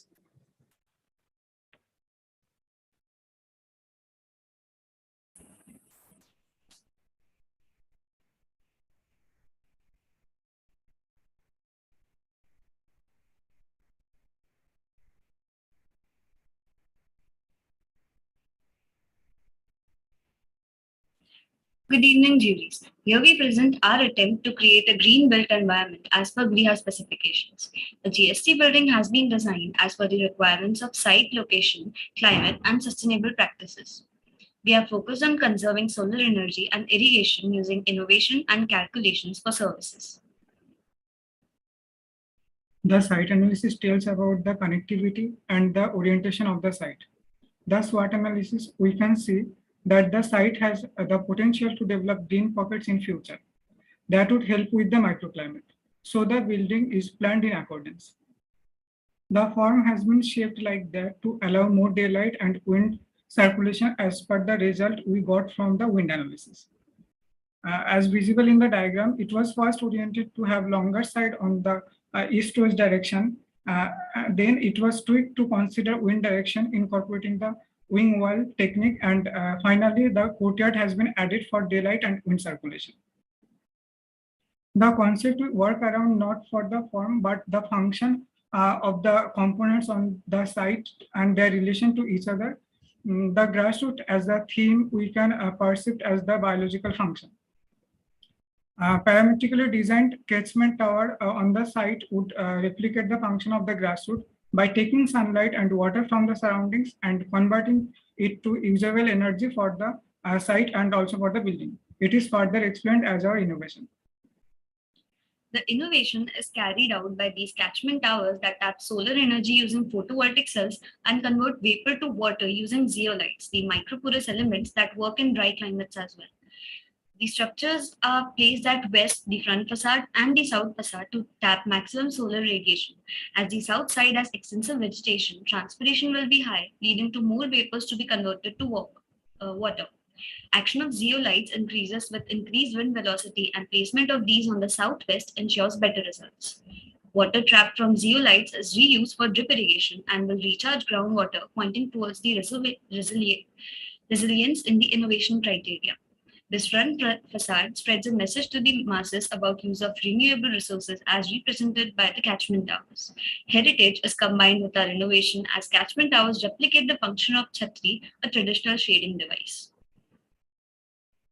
Solar analysis of the form demarcates the zones with lesser or more solar radiation. This is helpful for placing of materials and facades to resist radiation, and the potential placement of solar panels to tap maximum amount of solar radiation in the photovoltaic cells. Daylight analysis gives an idea of placement and dimensions that should be used for fenestrations, and also the positioning of rooms according to the amount of daylight required. Shadow analysis again dictates where the building requires shading. All these analyses give an idea of how much electric power can be saved just by efficient placement of rooms, fenestrations, and shading devices. Basic site orientation study tells us the suitable places for vegetation and catchment towers. This excavation plan shows the plan at the construction stage with the circulation. It also shows the total volume of soil that will be dug out and reused for the landscape. Temporary shelters are made for the material storage. Shelter place for the construction laborers is also represented over here. It shows the measures like the temporary jute fencing to avoid the release of particles to the environment. The site plan shows the position of the solar panels, water tanks on the terrace, water body and informal sitting area, existing and planted trees, catchment tower, site circulation and parking. The fire safety plan shows the fire exit and the circulation around the building. It also shows the fire evacuation plan to refer in case of any mishap. The plans are designed according to the result we have got from the analysis, incorporating grouping of functions, connectivity, aesthetic, orientation, climate, daylight, ventilation, fire safety, accessibility, and building services. The building is planned around the courtyard, and there are the floor plans. The three wings are separated by the circulation points. The west portion of the ground floor is for the visitors' access, which segregates the footfall as per the function. North facade is the longest facade to allow a shadowless diffused sunlight and also increase the wind circulation inside the building. For evaporative cooling, the building has an adjacent water body. The main water supply is sourced from the underground water tank in the site. Then the required water is pumped to the overhead tank, and from the overhead tank, it is distributed across the building. To ensure maximum efficiency, collected water from the catchment tower and the rainwater harvesting tank is used for the irrigation throughout the site. These are some low flow fixtures to reduce the water requirement and the cost as well. There are the sizes of overhead water tank and rainwater harvesting tank as per the site requirement. These were some products used from the Griha catalog being helpful in multiple ways. This is the size of sedimentation tank as per site requirement. Biogas generation is 142% of what is required. Thus, it can even be distributed in the surrounding buildings, contributing towards the positive impact of building on its surroundings. Organized segregation of waste is ensured on site. Color-coded bins are placed to allow this, which also allows the user's participation in making the structure more sustainable. Treated grey water is reused for flushing. The sections show the levels and basic design standards like room height, plinth, and wall thickness. The elevations show the use of materials taken from Griha product catalog. It uses timber louvers and clay tiles as inspired from the local architecture of Ghaziabad in the sense of contextualism. The front facade made has parametric catchment towers, which increase the aesthetic appeal. The landscaping was designed to create an environment that would be attractive, inviting, and sustainable. Local plants using less amount of water are used around the site to reduce water required for irrigation. Using these plants can reduce the water demand for landscaping by 75%. Techniques like drip irrigation are used to further cut down water, and the zeolite water catchment tower reduces drip irrigation water requirement by 35%. This was the calculation done for water requirement for irrigation, apart from the amount covered by the use of zeolite technology and minimum number of trees to be planted. This amount of soil dug out during excavation can be used for vegetation, saving costs for the same. To control urban heat island effect, product catalog materials are used, and vegetation is extensive to cancel out the energy used by the building. Solar heat gain coefficient talks about the solar radiation, and fenestration are designed to curb that. Indoor water demand and the electricity requirement calculation are also given there. Prominent green techniques include the water reduction with the help of the catchment tower. Zeolite present on this innovation convert the water vapor to water, and thus the water shows the previously is reused throughout the site. Natural building materials reflect the coating, help to reduce the unwanted temperature in the building. To keep pleasant microclimate, the landscaping include the water body and lot of local plants.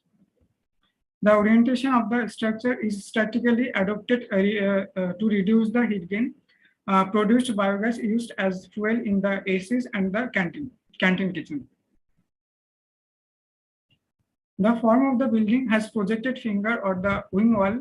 The projected mass creates a high pressure zone on the side, on one side, and the low pressure zone on the other side. Thus, the comfortable flow of wind is created. And the obvious passive cooling role of the courtyard is followed within the form. Addition of a pond on the site helps the evaporative cooling whilst providing space for recreational sitting. This is an isometric view of the site showing position of various zones on the site. These are some views from the parking area showing circulation and guiding signages, discouraging unpleasant practices like smoking and spitting. This shows parking spaces reserved for physically challenged category and shaded cycle parking. This image shows placement of ATM, waste segregation on site, and cautionary signages. This is the entrance to the main building from parking and the outdoor seating. This is the view of south facade with road and signages, and this is the informal seating area. These are some more views of outdoor landscaping and western facade.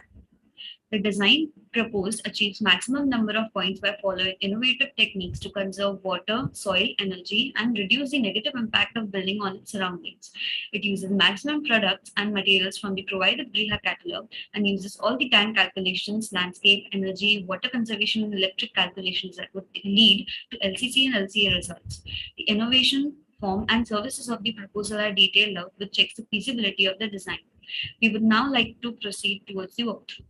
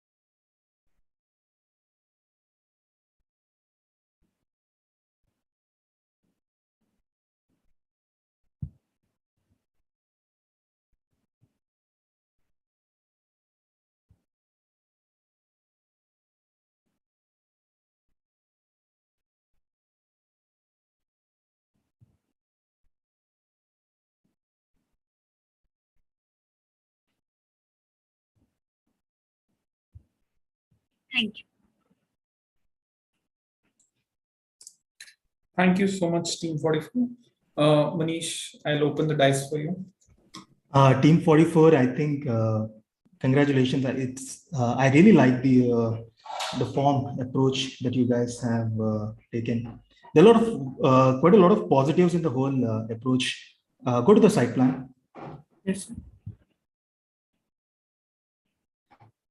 Okay. While I said that, what I really liked is the form and the way that you have opened up your courtyard from the ground floor and connected with this evaporative cooling on the top.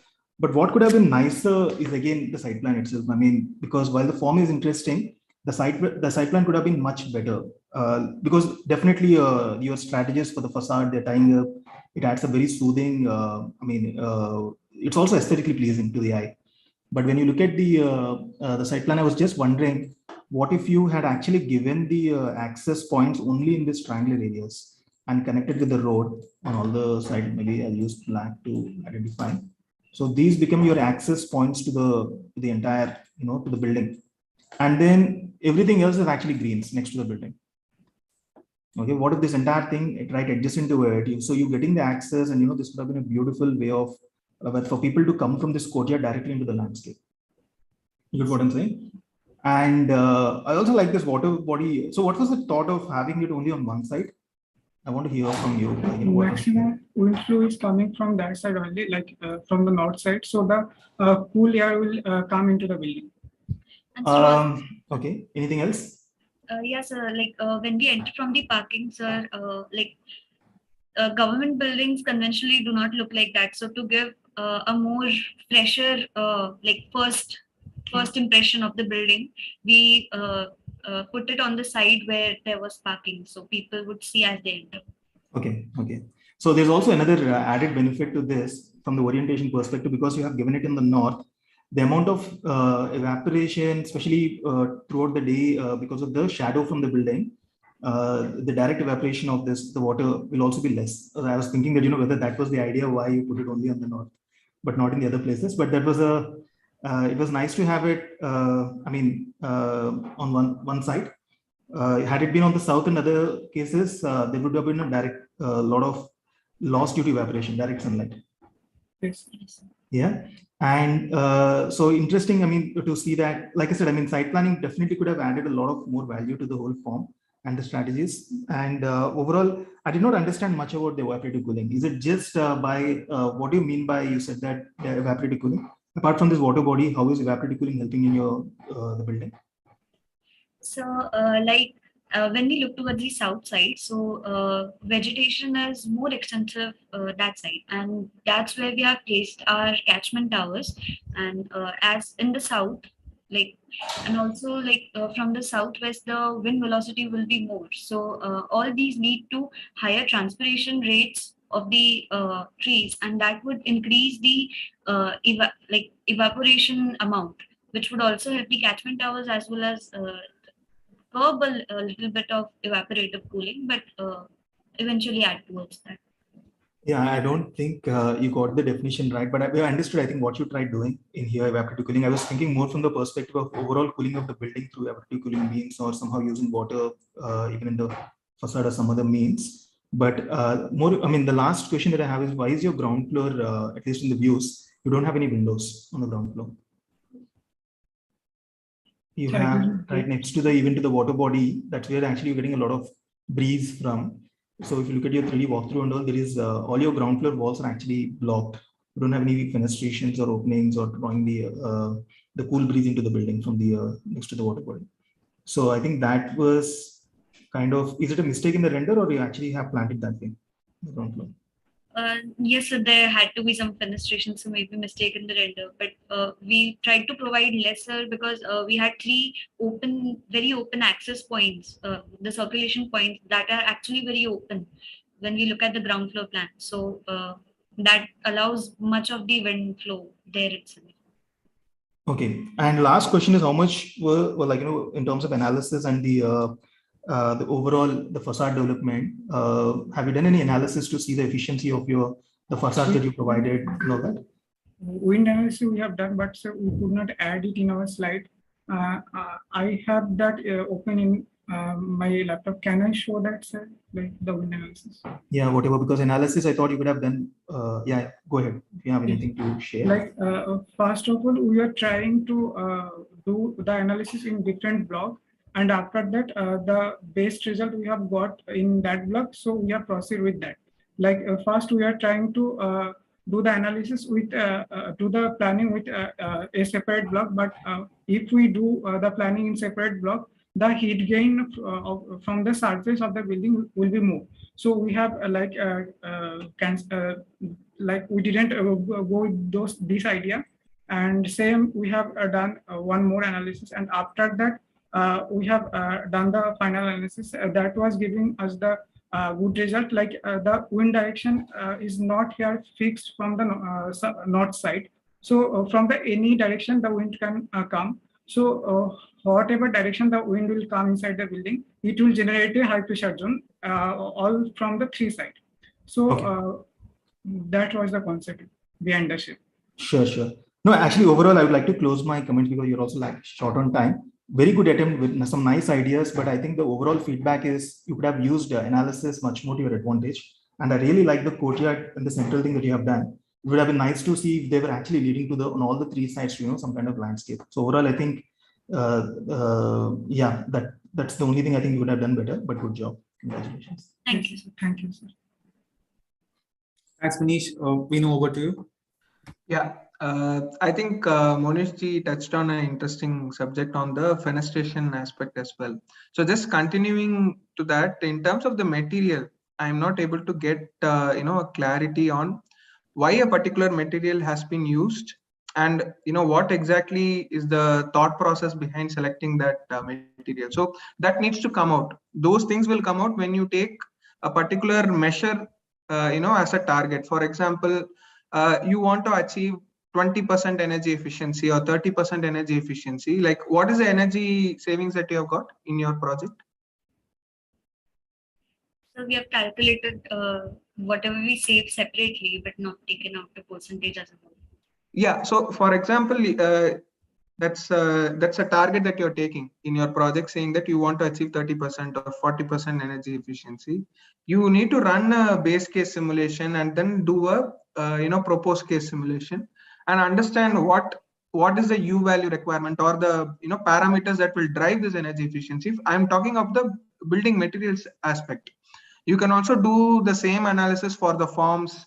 You can also do the same analysis for the percentage of openings, etc. You can keep many of the things constant and keep one variable and see, do a development from that aspect. Develop your form and other aspects of your design in that aspect. So that I see, that was missing in your presentation, but otherwise, really nicely, I like the form actually. I just wanted to question, how did you derive at, how much should be the opening at the center? If you go to your form, the plan view, there's a triangle kind of a opening, right? An atrium that you have developed at the center, if I'm not wrong, right? So how did you determine the, dimensions of that atrium? So these are also the questions that you can get as a result of the simulations, right? So these kind of questions, you can get better answers if you have the support of simulation tools. That's just one point I wanted to add. Otherwise, it's a good job and really well presented. Thank you. Thank you, sir. Thank you, Vinu. Team 44, I also, agree with both the jurors, Manish and Vinupal. The form that you have, designed is, well in sync with the design conditions. I only have one constraint which I see in the slide is that, I find too much of hard paved area on your site. You have given, a lot of driveways, which I believe could have been curved out, to make sure that you are reducing your hard paved area and increasing it into a software.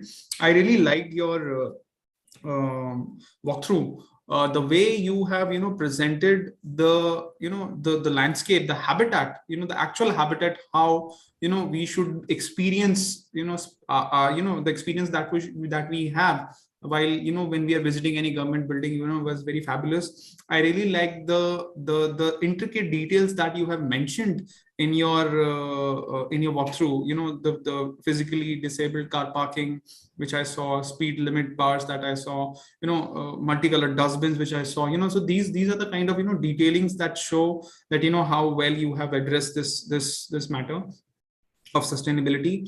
I really also like the idea where I believe you are the only entry in this entire panel of 16 colleges where you have touched upon the aspects during construction, that what all materials should be stored. The site management plan that you have shared is really commendable, which is, I believe, the first stepping stone of moving for any design project for sustainability. I am a little disappointed with two things. I didn't find, much details on the energy conservation part, the calculation part, your EPI generations and everything. And secondly, I, also could not figure out any details or any calculations on the LCC part. So do you have any comments on these two things? Like few calculation we have, but because of the limitation of slides, we could not add it. Yes, sir, can I present one more thing? Sure. Please, quickly, but yes, sir. Yeah. So we have made the checklist first before we start our project. So after that, we have marked what we can deal with and what we can't do. So after that, depending on that, all the points we have gone through, and seeing all these points, we have added most of them. And in this way, we have proceeded with our design, and after that, few calculation we have made, but yes, like the water requirements for the. No, but these are the water calculations. I'm talking about specifically about energy calculations, where if you would have defined your EPI, or how much amount of solar panels you have installed, or how much amount of generation it is going to generate. Yes. So from where have you got these numbers? Yes. Okay, the average annual electricity consumption of air conditioning and lighting is around. So this is a generic number that you have. This is not a calculated number of your project, I believe. Sir, we calculated, but most of the assumptions, like what should be the basic requirement, that also we could not calculate exactly, but we took like the guidelines from NBC. So these may not be accurate to the level of our project, but we calculated the average level of footfall that we could expect. And then okay. And you have not touched upon LCC, if I'm not wrong. Yes, sir. LCC calculations have not been touched upon. Yes, sir. After looking at the presentations of fellow panel mates, we. Okay, well, so team 44, again, I have the same comment for you as well, that, please try to, look into more details on LCC, try to, learn more, because as I told you earlier also, that this is going to be the future. I also, have one last comment or one question for you. The name that you have given, Utkarsh Bhavan, why is this name given? Like, why not GST Bhavan and Utkarsh Bhavan? Any specific reason behind this? So we were thinking like, this would add to, like, GST Bhavan could be easily recognized and can be a very common building name. But if we add like Utkarsh Bhavan, like this would be a landmark of this. This can be landmark in Ghaziabad, that we have a building here, Utkarsh Bhavan, and this is really special. This has a form that does not look like a government building at all. So we tried to like give it another identity. That's why. And Utkarsh means flourishing or prosperity. So great. Well attempted, team 44. Thank you so much. And now we can quickly move on to the next presentation in line for team number 48. Thank you, sir. Thank you so much. Sarang, can we break for 10 minutes? Yes, sir, for sure. Yeah, Manish, Vinu, will it be fine? Can we have a 10 minutes? Yeah, sure. Break? I think that's perfect. Perfect. Okay, so let's continue around 4:15, 4:20. Yeah, 4:15 we sharp start. And by the time I request team 48 to please get yourself geared up and please upload your presentation or share your presentation with us on the screen. Yes, sir.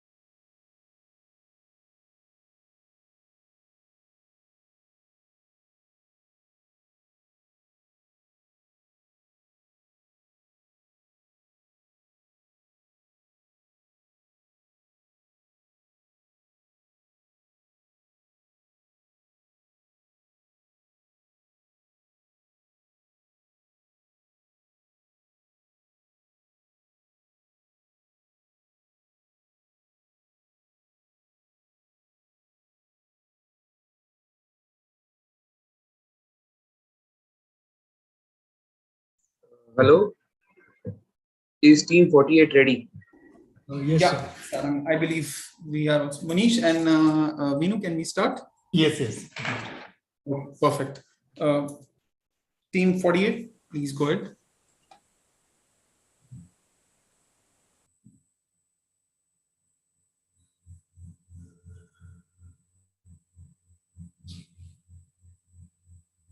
The working class is the grassroots of the economy, the basic level of any society and organization. They spend most of the time in their workplace, which is a major part of global warming and pollution. Hence, to make a difference, we have to start from the bottom, that is, the grassroots of the system. The need for green buildings is increasing as they have lower resource consumption by using on site energy generation. They mainly focus on passive architectural strategies, highly efficient materials, and technological interventions at zero or minimal incremental cost. The GST building is to be designed for experienced developers. Their motto, the positive side of life, strives for perfection and excellence in their project. The site is located in Ghaziabad, Uttar Pradesh. It is the administrative headquarters of the district. It falls under a composite climate zone with predominant winds from northwest and east. The recorded temperatures are 35 to 43 degrees Celsius in summers and 5 degrees Celsius in winters, with an average rainfall of 547 mm. To know more about the site, we have done the SWOT analysis, which is presented on the screen. The concept of our design is voids and solids. The idea was more than emptiness to balance the odds that complement the matter of presence. We started the process by dividing the rectangular block along one major axis to draw wind inside, further puncturing them to create courtyards and semi-open plaza covered with vegetation. The corridors around the courtyard act as the main circulation system. These are some specifications of the proposed structure. Symmetrical grid planning is used in the design for the ease of circulation. The visitor enters the site and moves towards the parking lot. The pedestrian access takes him inside the building. The building is divided into two blocks, each having the offices of various departments. These two blocks are separated by open to sky courtyards, which are also used as waiting spaces and central plaza. There are 4 meeting rooms ventilated by courtyard having the dense vegetation of xeriscaping plants. While placing different spaces, we took into consideration the function of the space and orientation. Necessary measures are taken to satisfy the thermal comfort. The rooms on the east have double height and the western facade have the double skin, creating a cavity. Rainwater is collected from the roof of the entire building and carried through the rainwater harvesting tanks placed on the northern side of the building. Xeriscaping and the root zone systems are used, which are placed on the north. All these systems are inculcated in the landscape and are used for various activities. Various levels are connected by staircase, lifts, and ramp, making it universally accessible building. Corridor, ramps, and bridges are primary means of circulation on specific floors. Corridors are shaded with perforated metal sheets. Fire escape staircases are provided on both sides.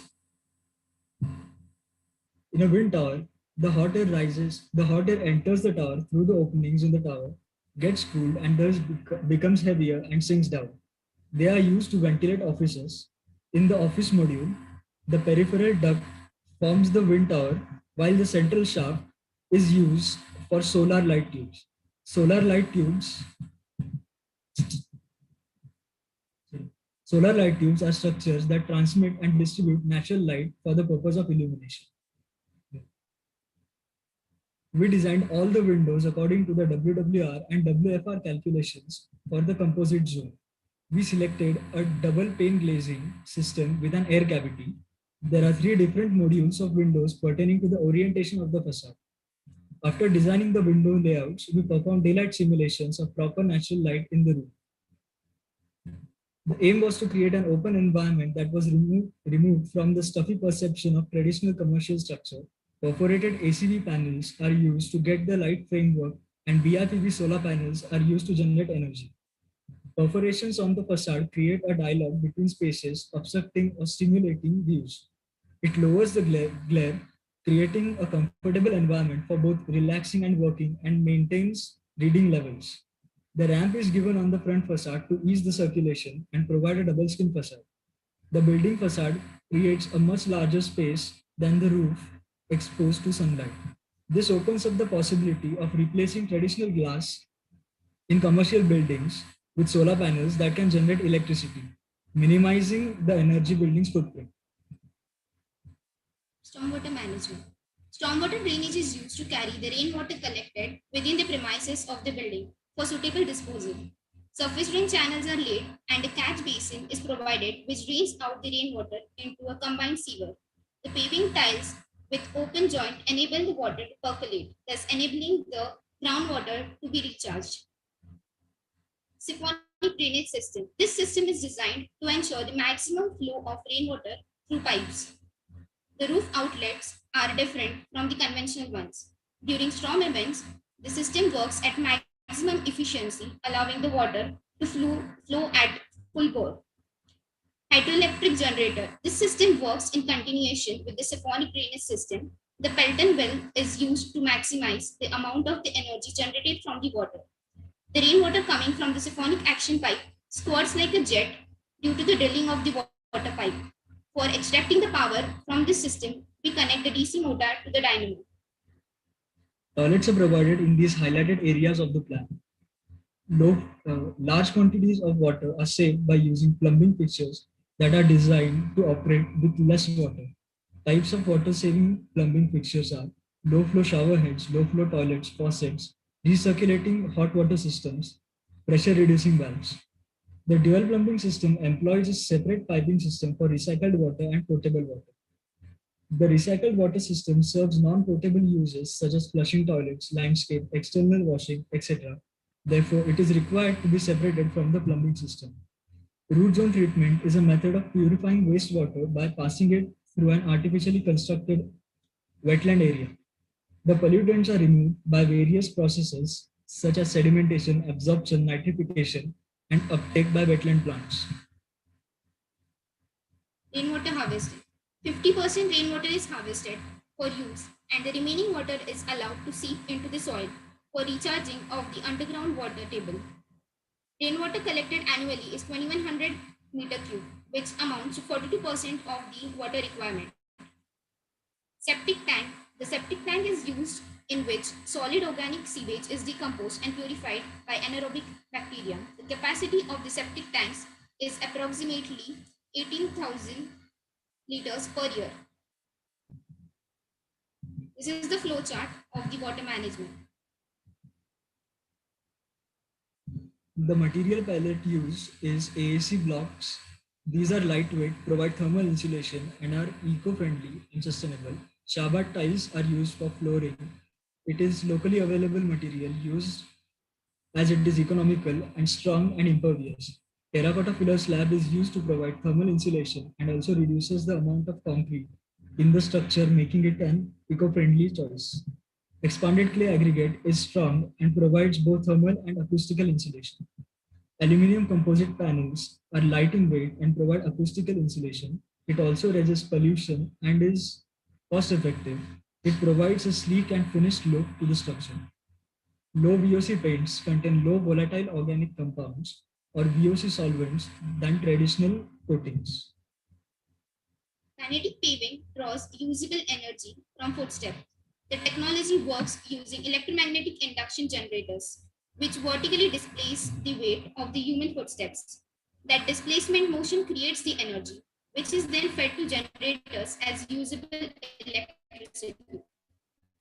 The R and the U value of the selected material based on the calculation. These are the calculations for roof, wall, and floor. This is LCA report which was done using Edge tool. Our energy efficiency measures are 53.33% and water efficiency measures are 52.14% efficient as compared to the base case. Thank you.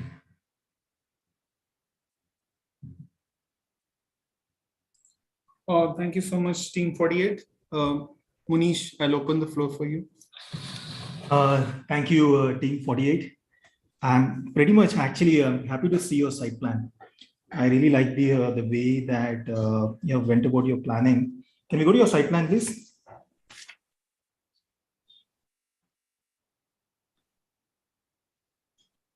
I think the overall narration in terms of the site plan, how you use the the landscape around the building and everything, and the courtyard, especially this varying courtyards with a central passage, also has a strong architectural character to it. I can already imagine that as people are walking through and then having these different kinds of courtyards overall. I thought is a nice way to design a building, and so that each space intermediate is also getting this. Is there a bridge in the middle, between the first two courtyards? Yes, sir. There are there are bridges which are stacked on the first, second, and third floor. Yeah, very nice, because that honestly I think is the character. I mean, not like I said, architecturally also for this has a very nice character to it. But what I think that would have been even nicer is like punctures in the ground floor, so that these courts actually can expand into the landscape on all the sides. That would have been even better. But nevertheless, I think the direction is pretty nice, because you have managed to the footprint of the hard paved areas is less, and it is restricted only to the edges. And you have you surrounded your building with this interesting landscape on all the sides. So good job, definitely there. And now, what I thought could have been better, especially when it comes to your facade. Can you go to the this thing? It's a very strong statement that you try to make with the facade, right? So, what is the material for this? Can you explain about what was the how are you planning to like? Because you said that voids and solids is the main the concept behind your building, right? So the materials, the perforated panels that we use, those were aluminum composite panels. We created the traditional jali design using it. And the opaque panels that you see, those are BIPV panels used for energy generation. Okay, guys, don't make this triangular things and call it traditional again. I'm pretty. Anyways, I mean, I like the approach of the second skin, no doubt. But what I thought could have been nicer is this: how are these fenestrations in it actually adding value to your internal, the second skin? How is it perceived from inside? So what's happening is that your internal facade, or the second, when you're doing a second skin to cut the heat, you could have actually opened up your facade, which is the first skin inside, so that people are able to enjoy the entire view. There's no point doing just regular windows like the way what you have done here, and then adding another second skin on the top, and unless you're opening it up. You get my point? Yes.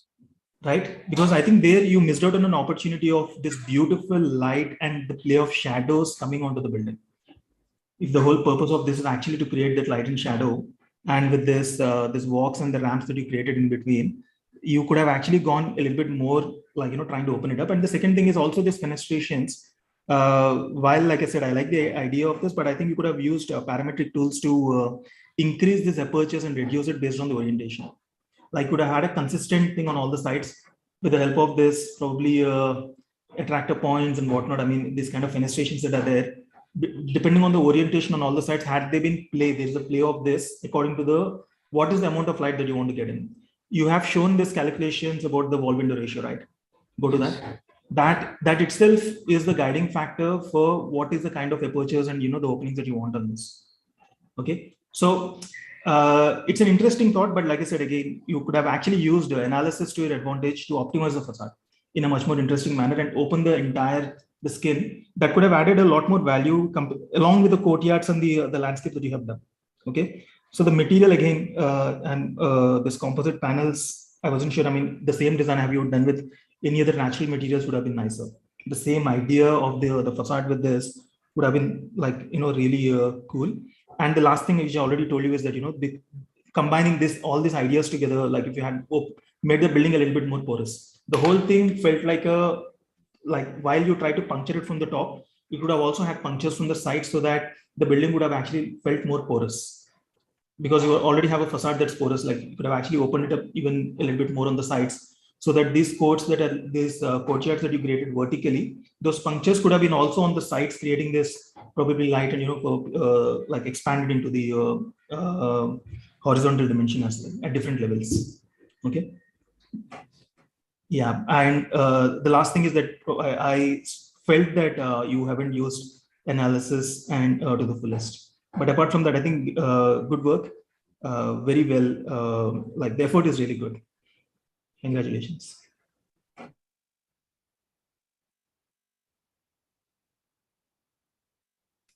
Thanks, Manish. Vinu, over to you.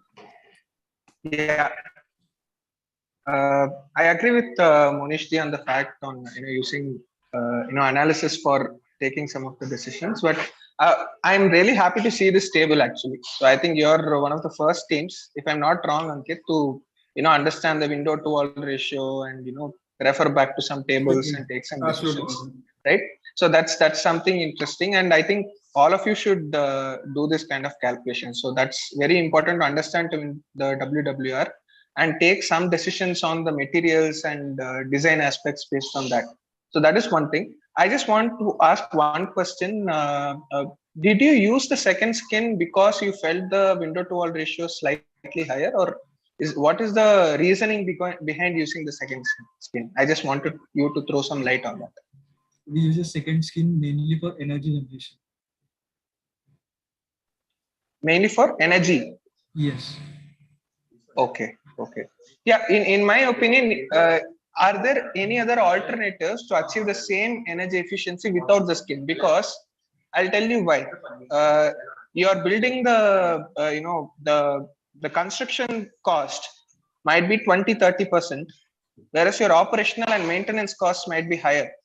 So if that is where your life cycle analysis also comes into picture. Like if you had done a LCA for case 1 with this kind of a building skin, what will be the construction cost and maintenance cost, and what will be the energy savings, and case 2 with another strategy, maybe with the low E glass or some other strategy, reducing your window to wall ratio, or bringing in a insulated wall, depending upon the climate, etc. So you can evaluate these strategies from the cost aspect as well as from the energy efficiency aspect. Since you mentioned energy efficiency is the differentiator for selecting this double skin, you can evaluate it from these aspects. It will give you a better picture. Maybe going for a better glass and reducing the window to wall ratio might also be a more cost efficient solution to reach a similar energy efficiency. So that's just one aspect I wanted to add. It's still a maybe, but it will be better if you do the analysis and understand. I'm just giving you an idea on how you can approach, maybe in the future projects. That's it from my side.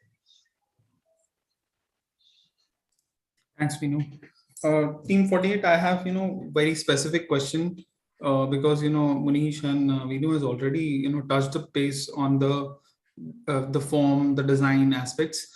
Can we go on the LCC calculations that you have, used NH tool to calculate? Can we quickly go on that slide?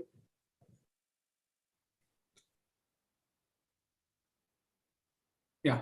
Can you just explain me a little bit more in detail of what analysis have you done? How is it, being getting related with your LCC part? Because to what is to my understanding it, that it just indicates the energy consumption, the EPI that you get, and the water, savings percentage that you get from a base case. So how is it interlinked with the LCC part that you mentioned? Just can you explain a little bit? So first of all, we didn't do the life cycle costing part. We just did the life cycle assessment part. Okay, so what is the difference between life cycle assessment and life cycle costing? So the costing, it is when it undertakes all the main capital costs, the operation cost, maintenance costs, and everything else. This is mainly about the energy and water resource savings. And then what about LCA? LCA is about the resource savings. So we did the energy savings and water savings. Okay. So how is it getting interpreted over here? Because I am, still, my question is still the same, that, I'm not able to get it interrelated with these two graphs or these two analysis. Okay, so on the left side, that is the base case. It is the amount of resources. It is a generalized base case, which is provided by the EDGE tool. and they compare our input. So we have to put in. So this is energy reduction. This Yes, is, there is energy nowhere I can reduction see into water. LCC or LC in this. This is pure energy reduction. This is your Yes. EPI, that how much units of electricity is going to be consumed by 1 square meter of your built up area in a span of 1 year. That is what this graph is telling. Yes. Okay, can we go to the previous slide?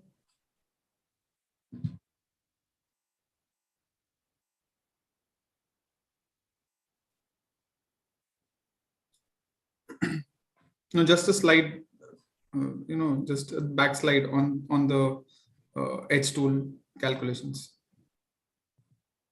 Yeah. So you have not also, defined much in details about that life cycle assessment part also over here. The calculation part is missing, which I believe could have been well addressed. At the same time, when I look at your elevation, I am not getting that, confidence in terms of how is it, going to be interplaying with the building form. Because when I look at your plan and when I look at your elevation, I don't find a sync in between both of them. So can you justify that's this thing, this query that I have?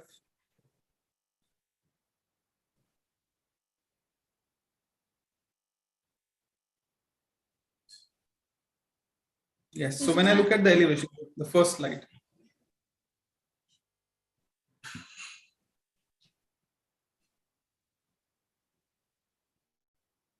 So relating it with the plan, first we develop the plan and the form, and the courtyards and all the spaces were accordingly added based on the thermal comfort, circulation, and the requirements.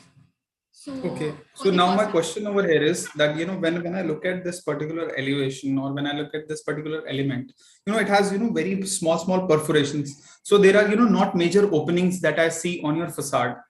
Okay. And when I look at your plan, I see a series of courtyards coming in between.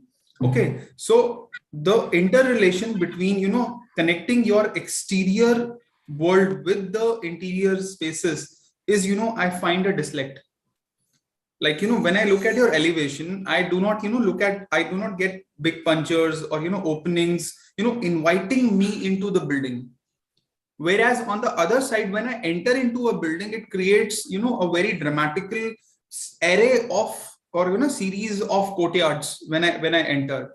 So that disconnect between the elevation and the planning is what, I feel is there. The building, is not inviting itself, that please come and visit me. That element is not, something which I am able to, translate with your elevation and your plan and your planning. Apart from that, a very good attempt that you guys have made. I wish you all the best. Thank you. We'll now move to the next presentation in line, team 51.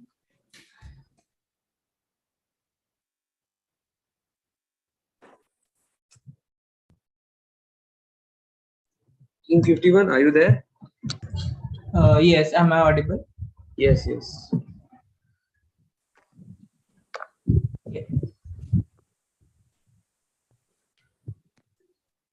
Just a minute, I'm just presenting.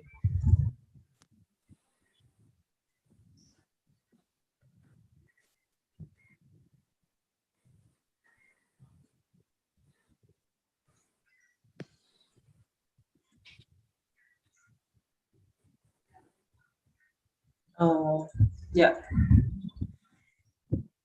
Is it a full screen now? Yes. Am I also audible? Yes. Yes. So good afternoon, jury members. This is team 64 Griha 51, and we are going to present our entry for the trophy. Next. So we started with the theme and brief interpretation, wherein we believe that architecture should contribute to the contextual needs through its functions.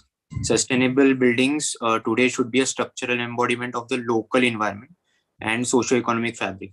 Also, the benefits of sustainability should reach the end user through experiential quality, so that end user, be it of any occupation, should appreciate the value sustainable buildings is providing in today's times. with this, we also need to keep a conscious check on how our buildings could be simple, minimalistic, and produce less wastage and use less resources for its construction in terms of materials as well as in terms of labor. So these were the basic fundamentals that we took into this journey and then started with the design work. We also additionally learned about GST buildings, and we understood that as GST building is region specific for each and every region, we can also make our building region specific and climate responsive in a way that it is specific to that particular region. Next.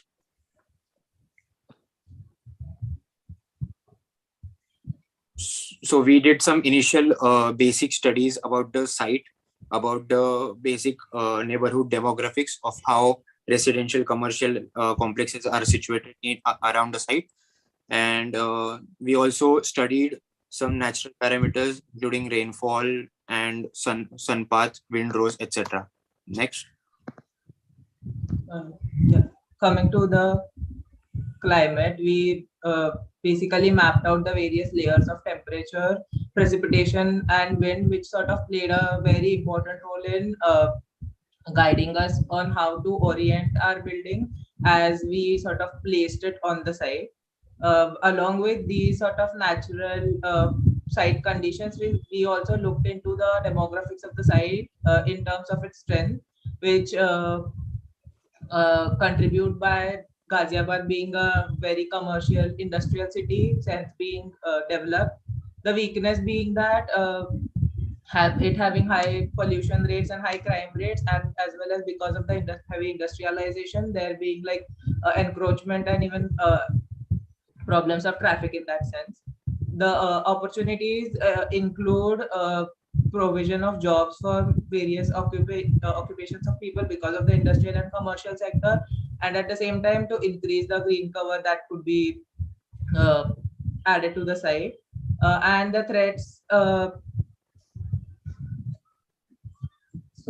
the threats include again the problems of traffic as well as pollution, and at the same time the improper waste management that contributes to the spread of disease.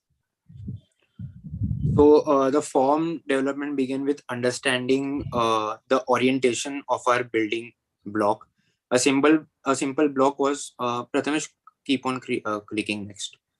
A simple block was oriented in such a way that the harsh sunlight that is incident on the southern facade is now deviated at an angle, and that angle has been achieved through with the building orientation. Now this orientation also made us understand that we can have a wind corridor that would take in the northwestern winds, which we understood from the windrows diagram, that would take in the northwestern winds, and it could be given out from the eastern side. So this could create ventilation into the interiors of the structure as well, making the interior spaces more comfortable and airy. Next, Pratham. So in these diagrams, it can be seen that what represented. Also, then we realized that we should have circulation spaces efficient enough for a GST building. And then through sectional development, we realized that these corridors or the circulation spaces could be taken out in order to additionally protect the building line from the southern sun rays. And these corridors could be double heighted in a way to enhance the user experience of walking through the corridors, and it doesn't become very rigid and claustrophobic in nature. Next. So in order to now protect the corridors as well, we developed a facade in which we have used terracotta fins, which are consciously placed at an angle that we got from sun path to avoid the warmest and the hottest sun during the hottest time in the month and the day. And this terracotta fins are then grouped together in a pair, and alternatively we have creeper plantations over the facade. So this is what the facade eventually looks, and this is happening all throughout the southern, southwestern and southeastern angles of the building. Next. So these are the stages that we right now explained. Next, Prathamesh.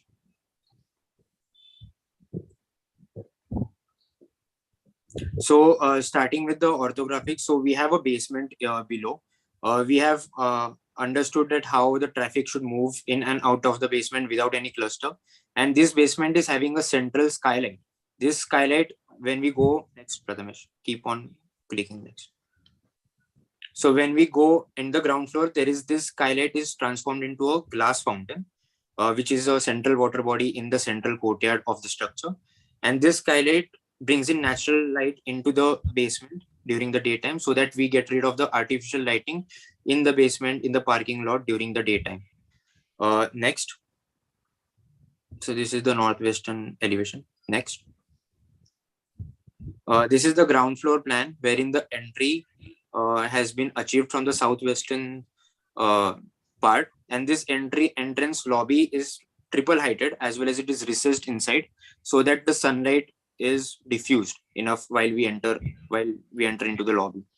And the ground floor comprises of all the public spaces which can be opened into seamlessly into the landscape that is happening inside the structure as well as outside.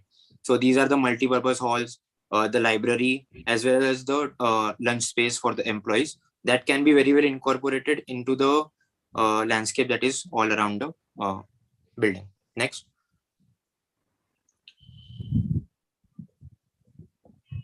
Next. So first floor comprises of the main offices. It also comprises of a 60-seater cubicle space that is facing the northern side so that fresh early morning sunlight is enjoyed by the employees as the day starts. And the offices are also manager offices and all are also placed at the southern corners of the building, which are protected by the corridors that are coming, that are protruding outside, which is in turn protected by the southern facade that we have designed for.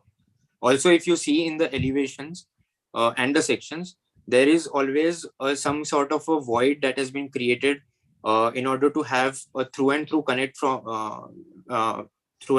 within the structure so that the building overall becomes light and less rigid. Next. Second floor plan comprises of the high level superior cabins of finance ministry and other deputy commissioner and the commissionerate, and they are also placed on a way that they enjoy a green terrace, a green lush terrace which can be an alternative for meeting space as well as for a recreational space for the top floor occupants. Next. And these are the southeastern elevations that you could see the facade is incorporated well enough with the building. Next. Coming to the open spaces, there are different typologies of open spaces that are there. The first one being like this formal sort of an open space, which comprises of these concrete blocks that are made with recycled concrete with fly ash. Then we have this terrace garden on the upper floors for the employees, which becomes sort of an informal sort of a meeting space as well as like a spillover space to sort of change this whole experience of like the employees from their just cubicles to having like a more livelier sort of a space. Then we have these volumetric sort of organic shaped mounts. Is like this area could also remain open to the public who are basically walking by or passing by the site itself. This becomes like a small open space for the public to use. And then finally, we have an open lunch space, which again makes use of recycled materials in its elements, which again spills over from the internal dining space to give more of like a open sort of a livelier experience of dining for the employees and the users alike. Here we can see the concrete blocks being placed, which are made of recycled concrete outside. Then the terrace sort of happening on the upper floors, and then the mounts which can be used for like seating or walking around. Coming to landscape strategies, we make use of permeable landscape, which again is very beneficial as it allows the water that is incident on it to drain into the soil, thus contributing to groundwater table, and thereby also introduces this whole idea of giving back to nature in its very sort of small sense. And the second system that we have incorporated are reed beds, which basically is an economical and ecologically acceptable solution for treating grey water. Moving to the interior of the space on the northern side, where majority of like the office blocks or the main employee spaces are situated. They being situated on the northern side, they have like a curtain wall that basically is happening, as we can see, through which the user will sort of experience diffuse sort of daylight that comes in from the northern side. The green areas at the top, which again face the north, enjoy the same sort of diffuse light that is incident. And then the double-heighted volumes or triple-heighted volumes in the case of the entry are created to give this feeling of grandeur and seamlessness. Since we focused on the interiors, we also tried to compare the spatial quality of the space by taking like a space which is like a regular office block, which has like small window openings, thus having small low ventilation and light, and then which makes use of like these darker paints, thus making the overall experience of the user very gloomy.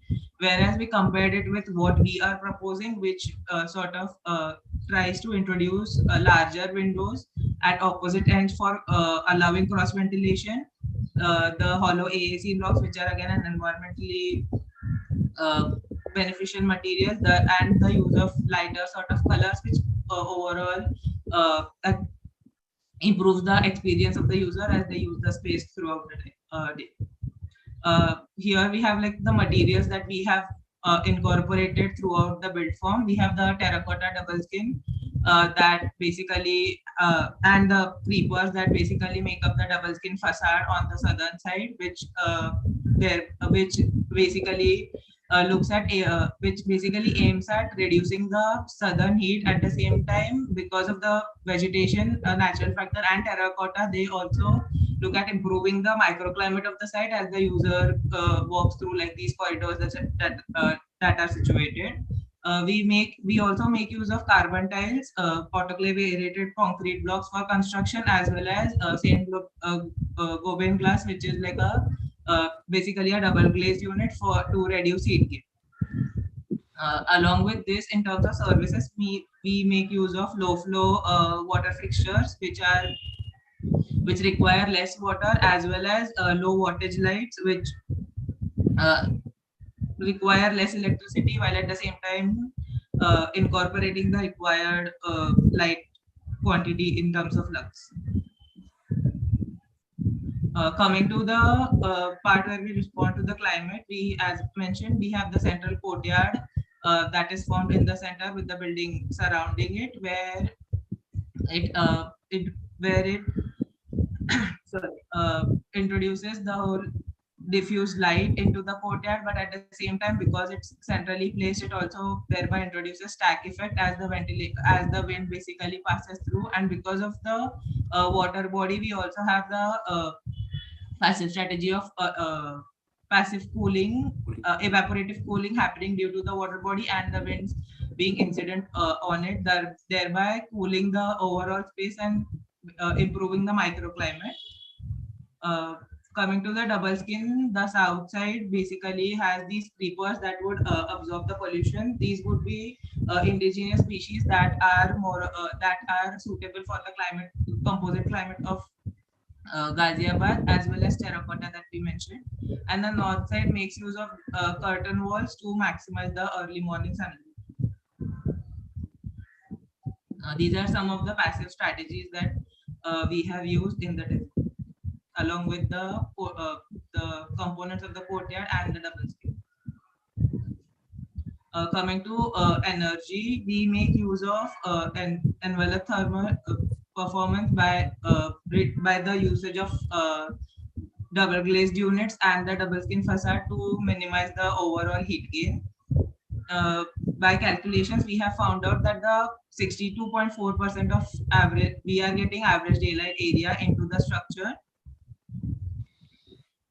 and on the terraces we incorporate this hybrid solar and wind energy module that produce light, thereby making use of both the sun and the wind. These would be mounted on steel frame stands above on an elevation above the uh,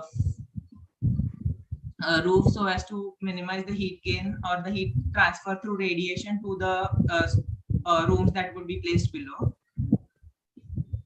And we also make use of geothermal energy in the energy generation. In terms of water management, we make use of low flush toilets and energy efficient taps, which require less water and save water. In that sense, we also make use of reuse of grey water in the by means of reed bed systems for landscaping, flushing, fire hydrants, and other non-potable purposes. In terms of water reuse, we incorporate septic tanks, sewage treatment plants, and rainwater harvesting tanks that whose water could be again used for non-potable purposes. We introduce percolation pits, surface drains, and permeable landscape materials. All of those would basically make use of the rainwater and then thereby contribute to the groundwater table that would be on the site. And to sort of monitor the water usage on the site and make sure that the least amount of water is wasted, we install some water meters, which also help us monitor the use of the water that is being used, but at the same time help raise awareness about the water usage or like the water wastage that we are causing. In terms of management of solid waste, we convert the solid waste to energy. Yeah, and then a lot of wooden products that would be used during the construction or like which would later be rendered useless could be converted to biomass fuel or mulch, as well as the vegetation that could be sort of pulled out or would hinder the construction would later be replanted or also be converted into biomass fuel. We also try to incorporate this design patent by IIT Bombay that basically looks at separating the solid and liquid waste from the toilets and looks at their treatment, as well as we look at segregating waste. These sort of simple measures of segregating waste again help raise awareness, but at the same time contribute to recycling, reusing, and reducing the same. In conclusion, due to India being such a fast developing and energy consuming country, it will become, as well as its increasing population, we require more and more resources by the day. When sustainability sort of becomes a very important and crucial need of the time for us in the architectural context, where we make use of multiple strategies in terms of environment as well as human intervention to sort of curb the same. Simple sort of strategies of cross ventilation, making use of daylight and wind, as well as passive cooling methods can be sort of easily used and are more or less free of cost, that avoid excess use of electricals and thereby raising awareness about the importance of using the natural site forces. We also attempt to provide a better and a comfortable environment for the employees of the building by reinterpreting a commercial space by adopting various designing strategies, thereby trying to reinterpret the very grassroots of the existing condition. And lastly, we have a walkthrough.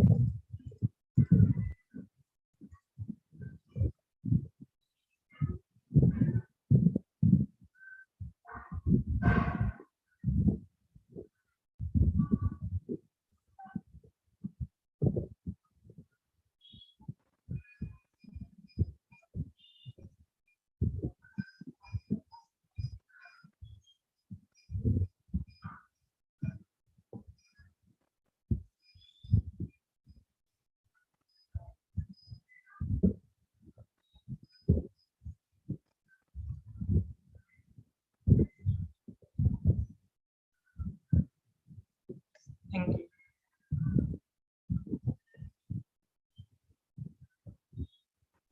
Thank you, sir. Thank you so much, Team 51. Manish, I'll open the desk for you. Team 51, good job. Lots of positives in your the whole design. I really like the way that you have got your site plan, the way you have oriented your building to let wind in. And I also like the concluding statement about like simple things like courtyards and cross ventilation, traditional techniques and all. It actually reflects in your design. I think it is pretty. It's not just the overall idea of opening up to the wind, and how you have used it in your design is quite it comes across in, I think, in the entire presentation. I really particularly liked your sections. You have a lot of sections, and every section shows the character of this, the open spaces, double height spaces, triple height, and how the courtyard, what you have done with the second skin. So all of this is like really well thought of. I mean, well done. My biggest doubt is how are you managing to the FAR? Because your building, even the footprint looks really small, and also you have a lot of open spaces at every level. So I'm not really sure if you managed to fit in the area requirements. But like I said, the quality of space is really good. And one small correction is while you made this angle and you left this thing for north, right? You made it as glazing mostly, and you have this terracotta on the southern side. Yes or no? Yeah. So you also have sun coming from this side, from the west. Yeah. So this you need some kind of shading, or even having this louvers at an angle, whatever you had done, so that you block the west sun coming from this angle, but still have the view of the northern side. Yeah. You have used that to your advantage rather than leaving it as curtain glazing like the way that you have done. Yeah. Yes. So that's a minor thing, but the overall thought is pretty. I mean, like I said, it's really good. So from the air perspective, like I said, I mean, it's not just the overall thing. The form orientation is not just meant for this thing, the sunlight, but like the air and the punctures. That is what I really thought adds a lot of character to the space. And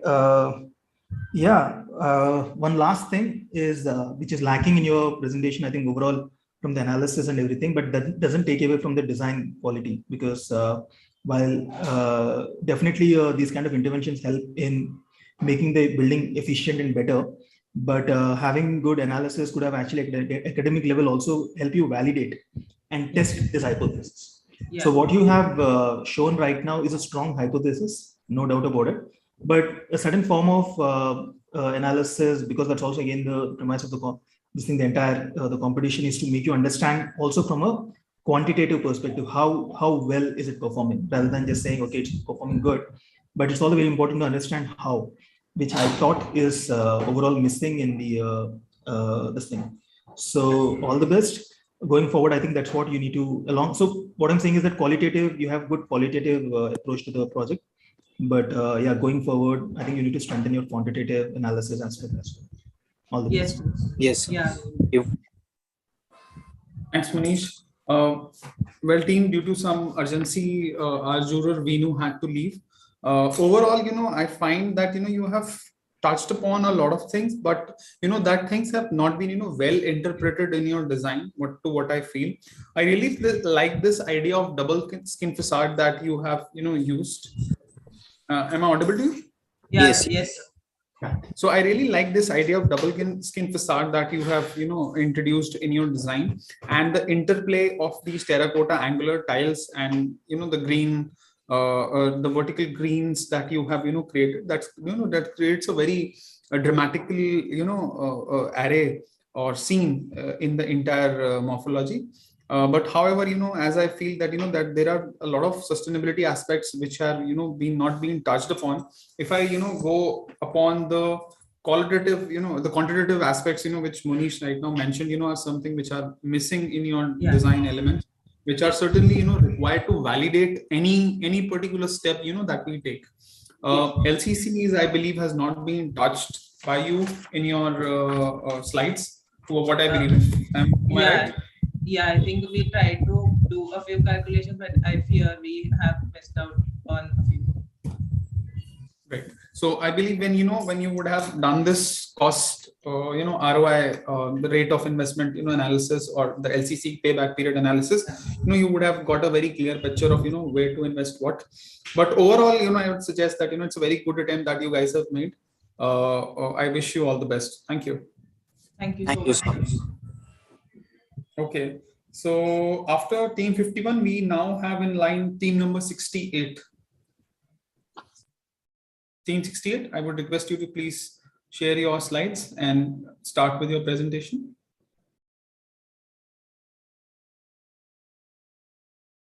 Yes, sir.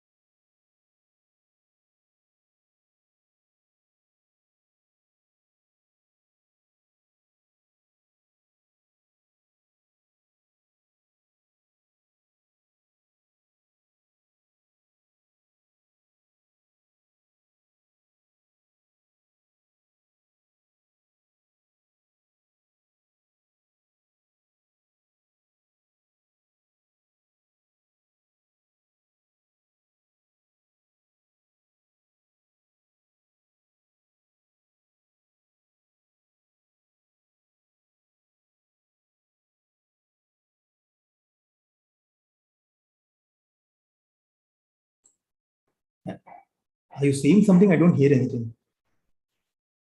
68. Yeah, team 68, you're not audible to us. The microphone is off, I believe. Please turn on your microphone and please quickly start with your presentation.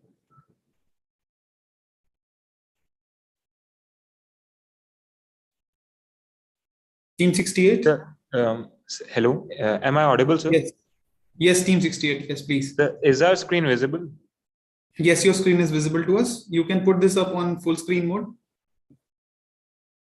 Okay, so actually, I guess there's some problem. Like as soon as we are trying to put it on full screen, it is like vanishing off. Our screen is vanishing off.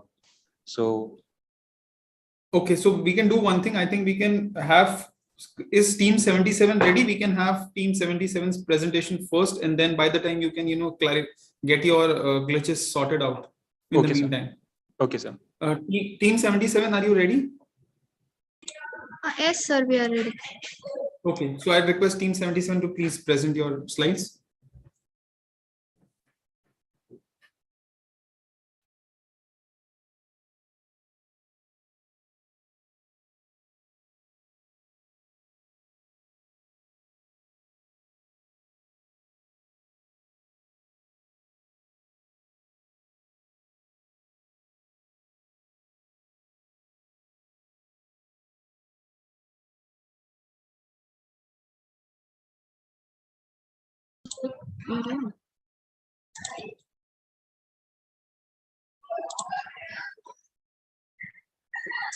Sir, is it visible?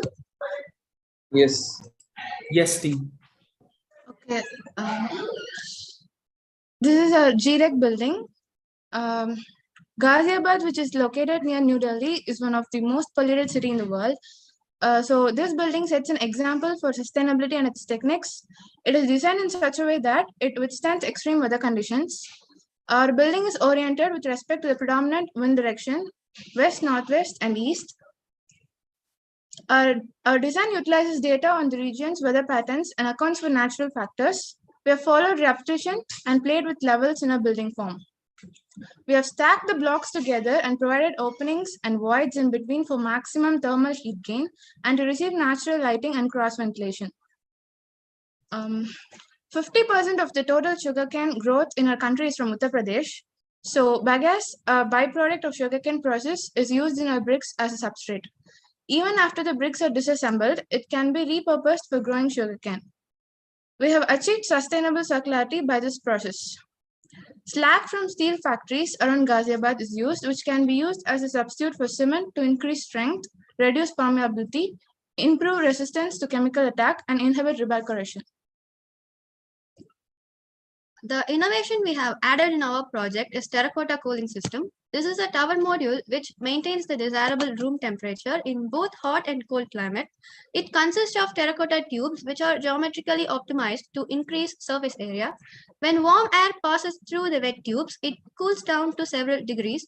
Mud is used between the joints of the terracotta tubes to help in reducing water wastage. The outdoor air enters the wind catcher at the terrace and gets cooled down and distributed in all directions into the building. It has an open and closable technology so that it could be closed during winter. The tower is designed in a circular form so that the air from wind catcher is spread evenly in all directions.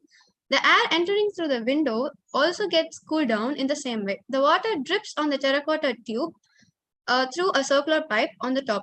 We have used a geothermal heat pump to warm the atmosphere inside the room during winter. The solar heat pipe is a sunlight capturing system. The light gets emitted through the terracotta tubes and water to give an aesthetically pleasing view. The terracotta tower is active only during the summer. The wind catcher is closed and the water dripping is stopped during winter. Instead, we have used geothermal heat pump to gain heat.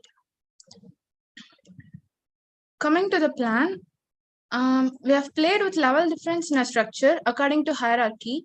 We have provided separate spaces for Minister of State, Officer of Special Duty, Secretary, Deputy Secretary, and Joint Secretary, along with their officials in different levels. The spaces in our buildings are segregated as private and semi-public areas. The first of 4 decks is accessible by the public, and the other 3 are confidential and used only by the officials. Dual entrances are provided in the southeast and northwest directions. The multi-level decks are oriented with respect to the prevailing wind in such a way that it receives natural lighting and ventilation from all its openings. The cafeteria is located in a mid-level so that it can be accessed easily from everywhere in the building with elevator access. Coming to the site, ground coverage of the building is 33.6% of the site and our building height is 12.4 meter. The entrance is provided in the southwest direction. We have provided the visitors parking near the entrance and the administrators parking at the back of the building. The rainwater harvesting system, sewage treatment plant and the retention pond are being provided in the northeast direction behind the building. We have created Miyawaki forest to the east of the building where there is less or no pedestrian movement. In order to reduce the heat gain on the west facade, we have planted native trees. We have adopted xeriscaping in both outdoor and indoor in order to reduce the water consumption.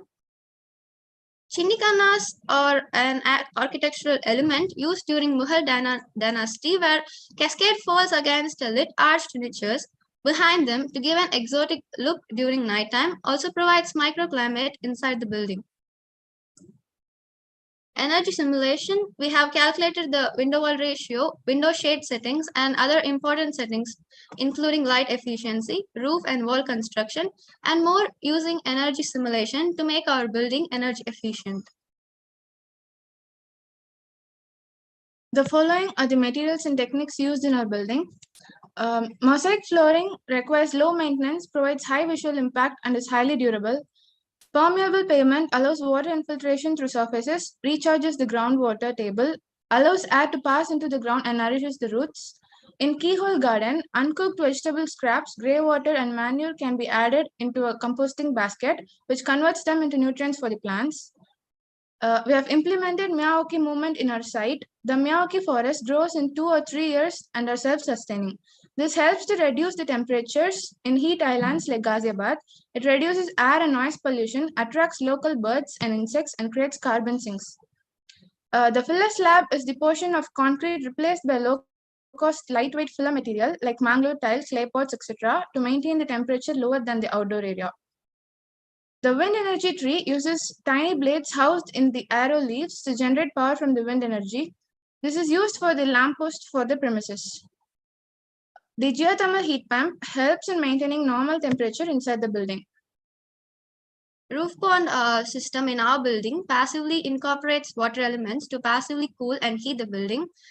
Actually, the winter heating cycle, the uncovered roof draws heat during the daytime to collect solar heat in the water bags. The covered roof then radiates the heat from the water bag to the interior of the house or the building during nighttime. Summer cooling cycle, the uncovered roof exposes the water bag to the sky. The water bag radiates absorbed heat into the air during nighttime. The uncovered roof keeps heat out and the indoor space cools during daytime. So in the topsoil preservation technique, when vehicles enter into the building, the pollutants or any other contaminants get filtered through the pebbles and the soil fertility is retained. Wheelchair lift helps the handicapped people to access the staircase easily. Smog-eating concrete reacts with the pollutants and converts them into harmless soils. We have also provided solar panels, LED lighting, green walls, categorized dustbins. The building energy management system in our building maintains and controls energy-powered services. We have provided solar panels with green roof because the warmer the photovoltaic modules, the lesser the performance. However, if combined with the green roof, solar modules will perform better. Through the cooling effect caused by the evaporation at plant level, the ambient air temperature is cooler and the photovoltaic cells improve their performance. Safety and security of the construction workers are provided with inside. Post-construction of the building, we have installed CCTV cameras, smoke detectors, and fire alarms are set. Coming to the materials that would bring change, recycled rubber flooring is made from post-industrial waste and organic fillers. It is environmentally responsible, also has low VOC emissions, and is recyclable. Brick masonry jointing, brick masonry without jointing, uses traditional masonry to achieve a homogeneous brick facade with almost no jointing. It's cost effective and less mortar is used. Antimicrobial panels can be used in toilets and other crowded areas to provide protection against bacteria. So handloom fabrics comprises natural fibers from a wide variety of bamboo and grasses, which can be used for acoustics or as window screens. Protective textile finish has a self-cleaning effect, which helps repel water and stains. It stays clean for a longer period and requires less care and maintenance. Next, we have calculated the life cycle cost analysis by the amount of materials required for a building. This data contains the list of materials we have used and the respective market values. The calculation is made on the basis of 6 levels in the building, starting from excavation to the exteriors. The total cost of the building is about 62,82,000 as estimated from above data. The amount of energy needed for the building is calculated by the number and cost of mechanical and electrical equipments we have used. Thus, the total energy consumption of the building is 95,740.12 kilowatt-hour per year. But the total energy consumption of a normal GST building would range from 1 lakh to 10 lakhs kilowatt-hour per year. The total energy consumption in this building is reduced with the usage of solar panels, terracotta tower, thermal heat pump, wind energy tree, and hydropower. We have used 648 panels, which gives around 80,000 kilowatt-hour per year. Thus, by satisfying the Griha V-rated system criteria, the total energy consumption of the building is reduced by 80%. Through this LCC calculation, we have learned about how to reduce the energy and cost of construction and how to add energy-efficient devices and strategies which will support the design to be more sustainable. Here we conclude that our building is energy efficient and matches to all the 31 criteria of the sustainable goals. We'd like to present a walkthrough video.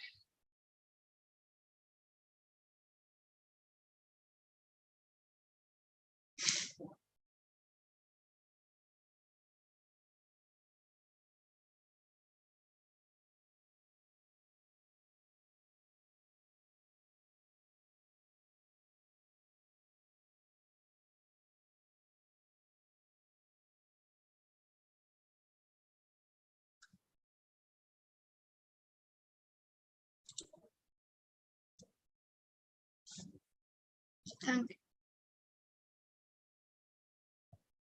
Thank you so much, Team 77. Manish, I'll request you for your comments. So Team 77, definitely your form and the levels that you played with are like really interesting to start with. And the kind of spaces that you got on the ground floor with this, like varying height of the ceiling and all that, and especially the terraces at different levels and all, like, you know, it's pretty interesting for a space, because even for any government building to actually walk into a certain space and the way it spills into the surrounding landscape is it's nice.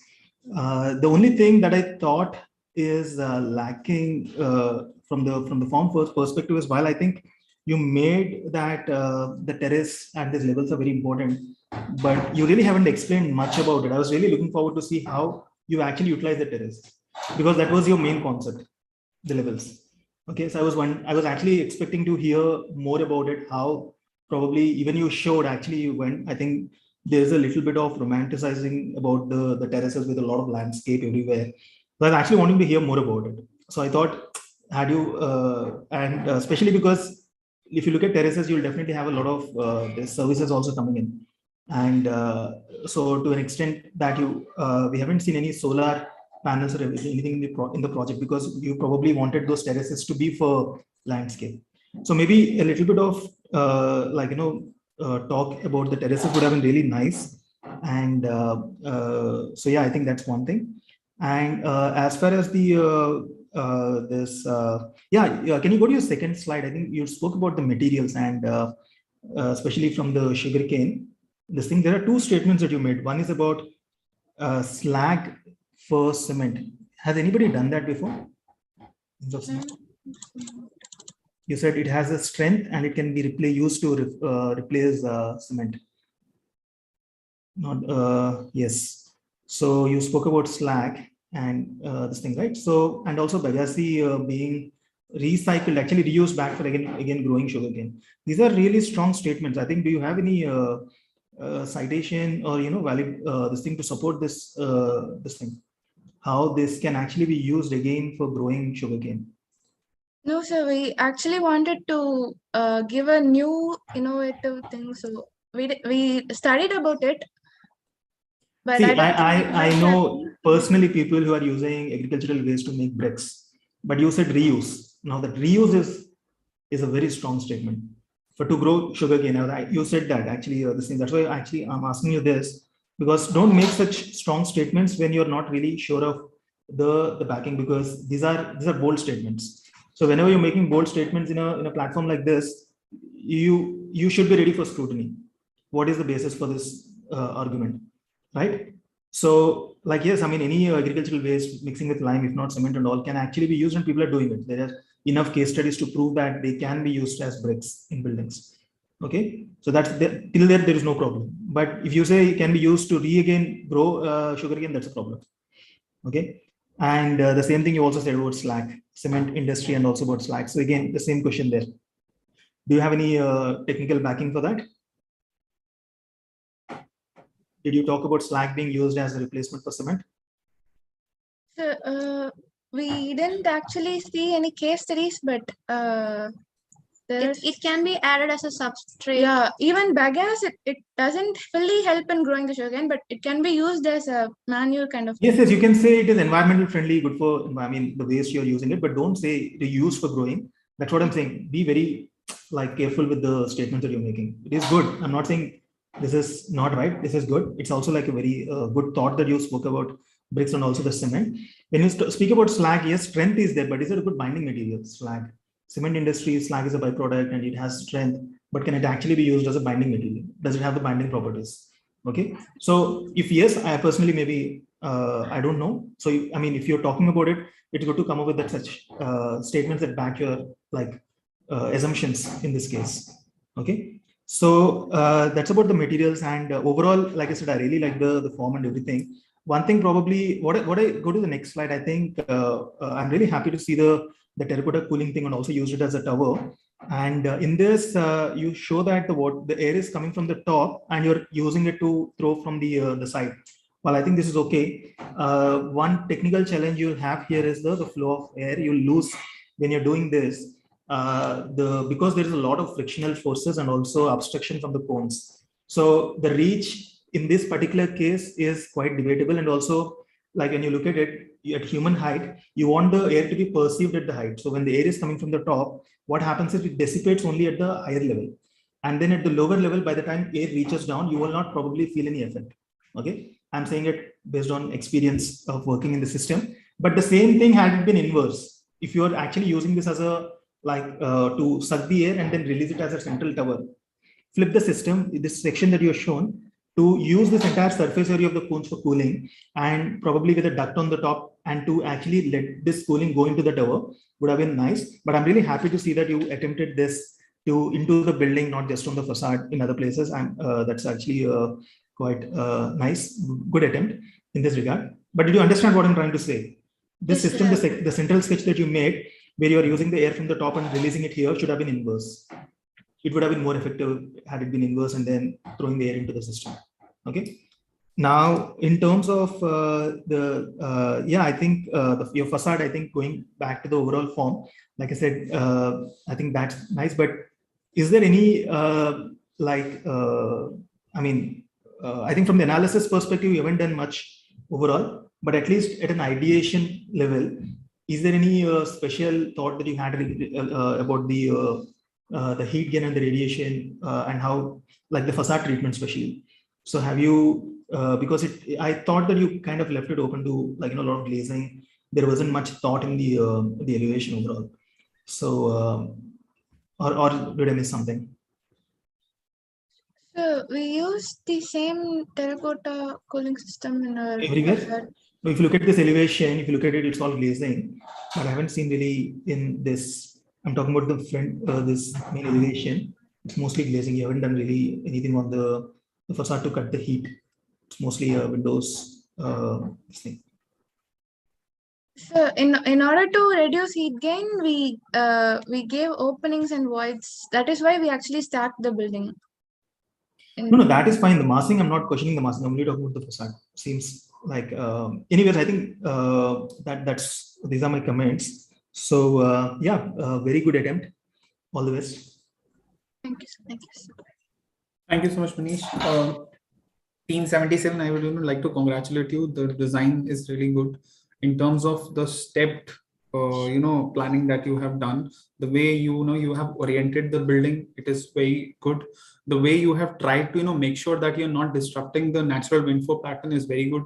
In terms of I really liked this one concept where you have got into the deep rooted system of, design, where, where you've actually looked at a material which is locally available, and, you have, tried to cover up with a problem. There is a lot of agro waste in terms of the sugarcane waste which is generated, especially in the Ghaziabad, zone. Ghaziabad and its surrounding, Meerut, Muradabad, these are the places where you have, very, many sugarcane mills, and the lot of waste which is, getting generated is basically burnt most of the times, because, it's a waste, they don't want to use it in any of the things. In fact, they're not using it for fertilizers also. Either after all, it can be, but they're not using it and they burn it. And with burning of, these sugarcane leftovers, the kind of pollution that it makes is, adverse than coal. When you burn any particular element, anything that you burn, it produces carbon dioxide, it releases carbon into the atmosphere. So the rate at which, the carbon is emitted into the environment from this sugarcane waste is, much higher than, burning a coal. So I believe that, you have touched upon a very, very, social, problem which is there in that region, and try to incorporate into your design. This overall idea of, introducing a terracotta tower and, completely removing air conditioning systems is a significant example of, moving with a contemporary design, with adopting the basic roots, of the design principles, which are, habitat to that vernacular, that vernacular rooted system is something, which you have really picked upon and, very intelligently, placed up in your particular design. Of course, the feasibility part, its functionality part, how it is going to be functional, where it needs to be placed, of course, can be assessed through, a lot of calculations. But although, as a concept, I really like this particular idea of yours. I have, I really like the idea that, how you have developed a very, robust methodology of calculating the LCC part. It is not about the calculation, but, the steps that you have taken, deep rooted steps that you have taken in terms of, calculating the numbers. So I really, liked your approach, the rates that you have, figured out, of course, referring to the DSR, and, looking at, how do you compare it with, how does the the ROI, is usually getting calculated. I really like the idea of, your concepts. So, overall, it's a very, very good presentation. I believe the walkthrough was also very impressive. Only one concern that I have, that, which Manish also pointed out, I wanted to, understand from you in, just a minute, less than a minute, that, how have you tried to incorporate solar, PV systems or, renewable energy technologies into your design? Because that is, one thing which I could not, really figure out from the slides. So if you can, put some light on it as a closing remark. So actually, in the render, we missed out the solar panels. That is, we are sorry about, but actually we have installed solar panels in our building. Can you just let us know the positioning, and where are you planning to, place up your solar panels in your site plan or in your elevation anywhere, so that, we have a fair enough idea that you have, intended to, put up the solar panels? Because as, Manish very rightly pointed out, that, you have these open terraces in the steps. So I believe that, these are not the strategical locations where you must have, kept your solar panels. So I just wanted to understand, and, we both would, like to understand that, where is that location that you have, really figured out to put up these panels? Actually, sir, at the terraces can be accessed like here at the first 4 decks. So at the back side of the other 3 decks, we have placed the solar panels like here. Okay, so that means on the other side of the private zone steps, you are saying the 3 steps on the back side. Along with the green roof, we have provided it. Okay, great. Thank you so much, team. Ankit, can I add just one point closing? Yes, Manish, please. Yeah, yes, I think like Ankit rightly pointed out, I also really appreciate the thought behind using the local materials. So, and especially from the trying to innovate with this Bagasi and all, that's a very good thing. I really want you guys to go deeper into it, actually, because that's a very important problem right now. Okay, and I urge you guys to actually look into it even beyond the scope of this competition, because this recycling and I really like your presentation and the sketches also. Very well, good job. Thank you. Thank you. Thank you, Team 77. Team 68, I hope you are ready and you have sorted out your glitches in the meantime. Can we quickly have your slides? Yes, sir. Am I audible this time? Yes, yes, Team 68, you are audible to us.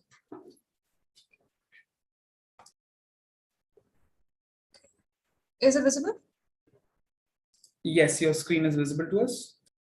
Okay. So, good afternoon, everyone. Thank you for giving us this opportunity to present our design here today. Starting with the brief, we were instructed to design a GST office building in Ghaziabad in accordance with the Griha version 2019 rating system.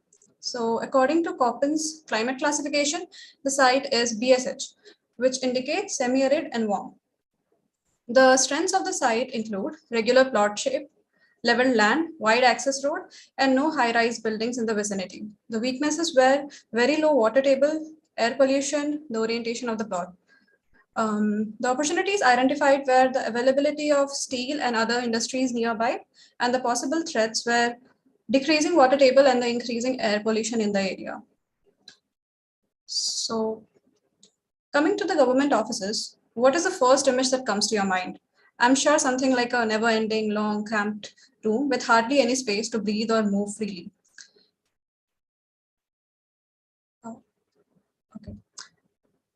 There is hardly enough space for everyone, let alone open spaces to interact with each other. There's often not proper ventilation in the lower tier offices. This project aims to create interactive spaces in the traditional Indian office layouts where the culture of working together does not exist. With changing times and onset of interactive open spaces, it is high time Indian offices also adapt to the idea of working as a team, foregoing the rigid office hierarchies. Based on our form, there are several open balconies created as a result of the staggered form. These spaces facilitate natural ventilation and simulate the sense to the natural sceneries outside. The courtyard has a smaller water feature which adds to the senses of the visitors and employees alike and enhances the microclimate.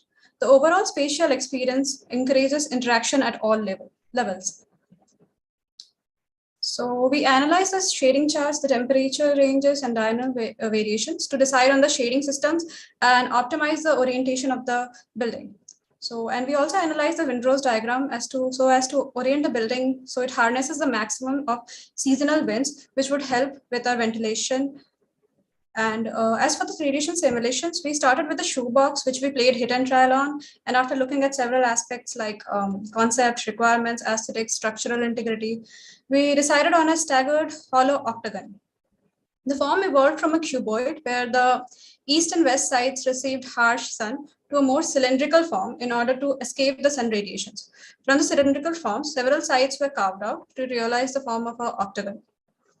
Different floors with different areas were carved so as to get mutual shading. The form was further made staggered so as to introduce open spaces and optimize mutual shading. Lastly, punctures were created in the east and west directions in order to further minimize the solar radiations on these facades.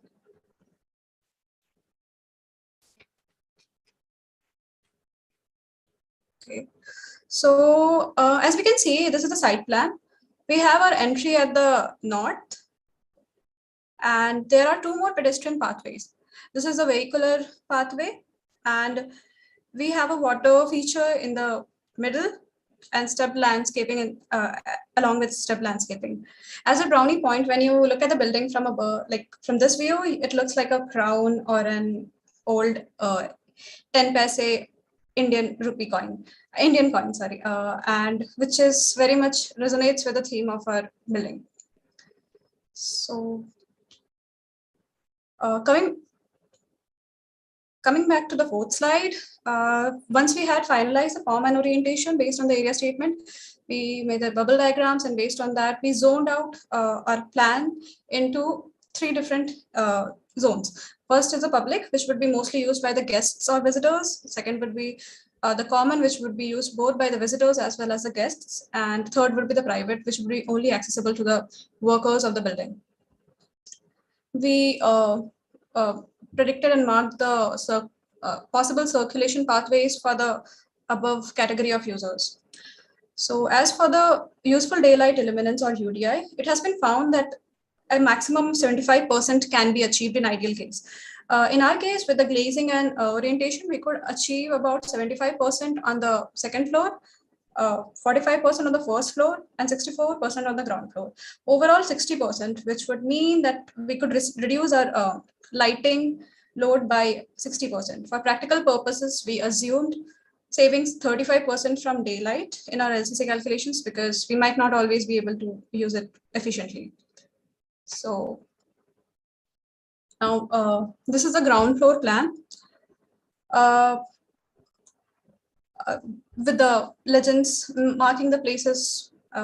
So we do not have walls on the east and west sides because on the east and west sides because and instead of because of solar radiation, and instead of walls we have vertical louvers. So since it will block out the angled harsh sunlight.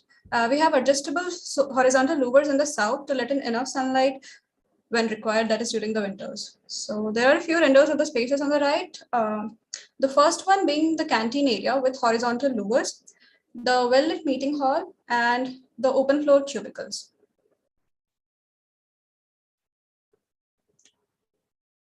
So the first floor plan is staggered by 22.5 degrees anti-clockwise from the north, creating shades for the floor below and balcony spaces for the first floor itself. The first floor also houses open air canteen, which is on the south.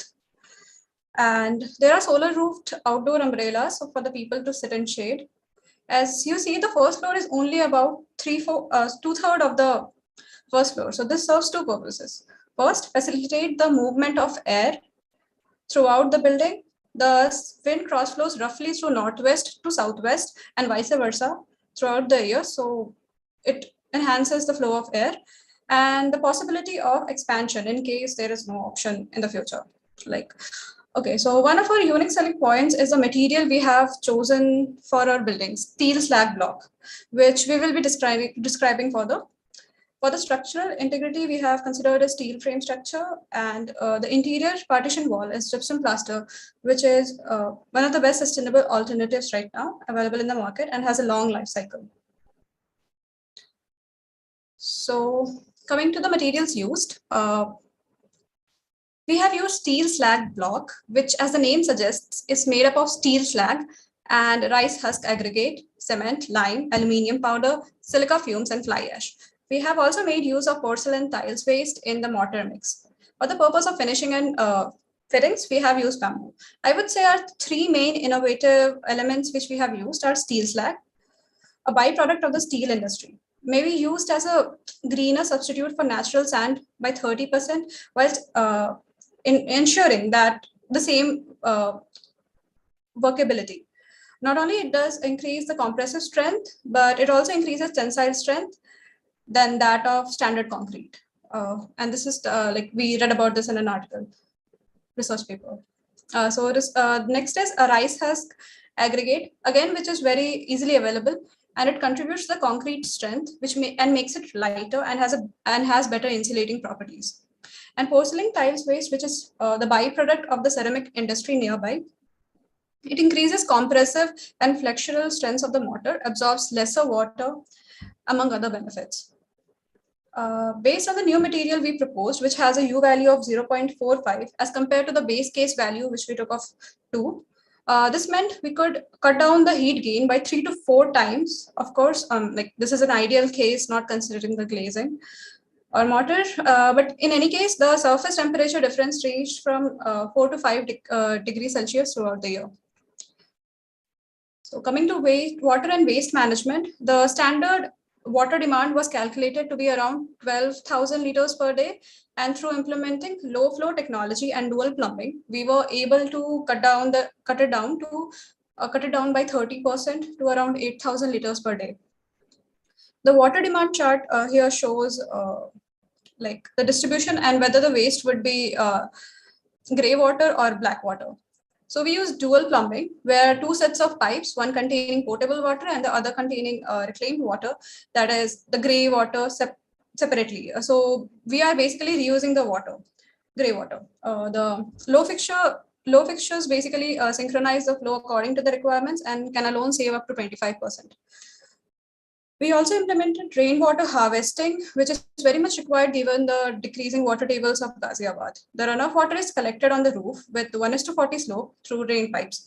Rainwater from all the rooftops is collected and emptied into a single underground pipe where the filter is installed to neutralize the acidic water. The water is then directed to a rainwater collecting tank or directly to a borewell. And then the rainwater which falls on the landscape is also made to pass through the topsoil and then treated for its acidity and then directed to the borewell, as we can see on the top right image. So as for the waste management, we propose biodigester to be installed on the site to treat the black water. The figure on the bottom right shows the cycle. On the right shows the cycle for the desktop waste, that is like pen, paper, etc. waste. And this could be sent to a waste management firm we found, EcoWise. Now, coming to occupants' comfort level. For thermal comfort purposes, we used water, VAV, ceiling water cooled radiant cooling system.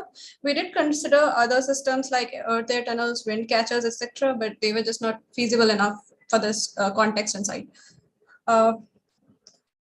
For the site, like basically copper. So what happens in VAV ceiling water cool radiance cooling system? Basically, copper pipes are filled with chilled water flow through the ceiling, and by conduction, it cools the relatively warmer air which it comes in contact with, thereby creating an environment comfortable air temperature. Now, this works best with proper ventilation and steady flow of air. For this, we have created several natural ventilation outlets, as seen as the images in the here. The wind flows from northwest to southeast and vice versa, thereby allowing ventilation throughout the building. The water feature also helps in evaporative cooling, making the wind cooler as it flows through the building. To deal with issues of humidity, we have a desiccant dehumidifier, which basically passes the air over a wheel coated with the water absorbing material called a desiccant. The HVAC system thus proposed reduces the energy consumption by 34% when compared to normal AC system. We further tested our system, as we can see on the top right, and we were able to achieve thermal comfort throughout the year. So coming to landscaping. Landscaping was used as a microclimate moderation technique, with western and southern part of the plot being planted with deciduous trees, which provide shade during summer and lose their leaves during winter, allowing the sun. Large-leaved and non-food fruit-bearing fast-growing shrubs were planted along the edges to keep out dust and rubbish and pests. The central courtyard has trees and shrubs to provide shade and cooling. There is also a wooden pergola for aesthetics and shade. So these are the renders, as we can see, the wooden pergola and the stepped seating areas. Through the window, so through the balconies created because of the staggered form, one could find a view of the courtyard. And okay, so coming to the life cost calculations, we did the energy calculations in steps, where we firstly calculated the energy used by lighting, then HVAC and fans, then equipments, water pumps, biodigesters, and other miscellaneous systems. Assuming 7 rupees per unit, we calculate the annual costs, and the EPI turned out to be 176.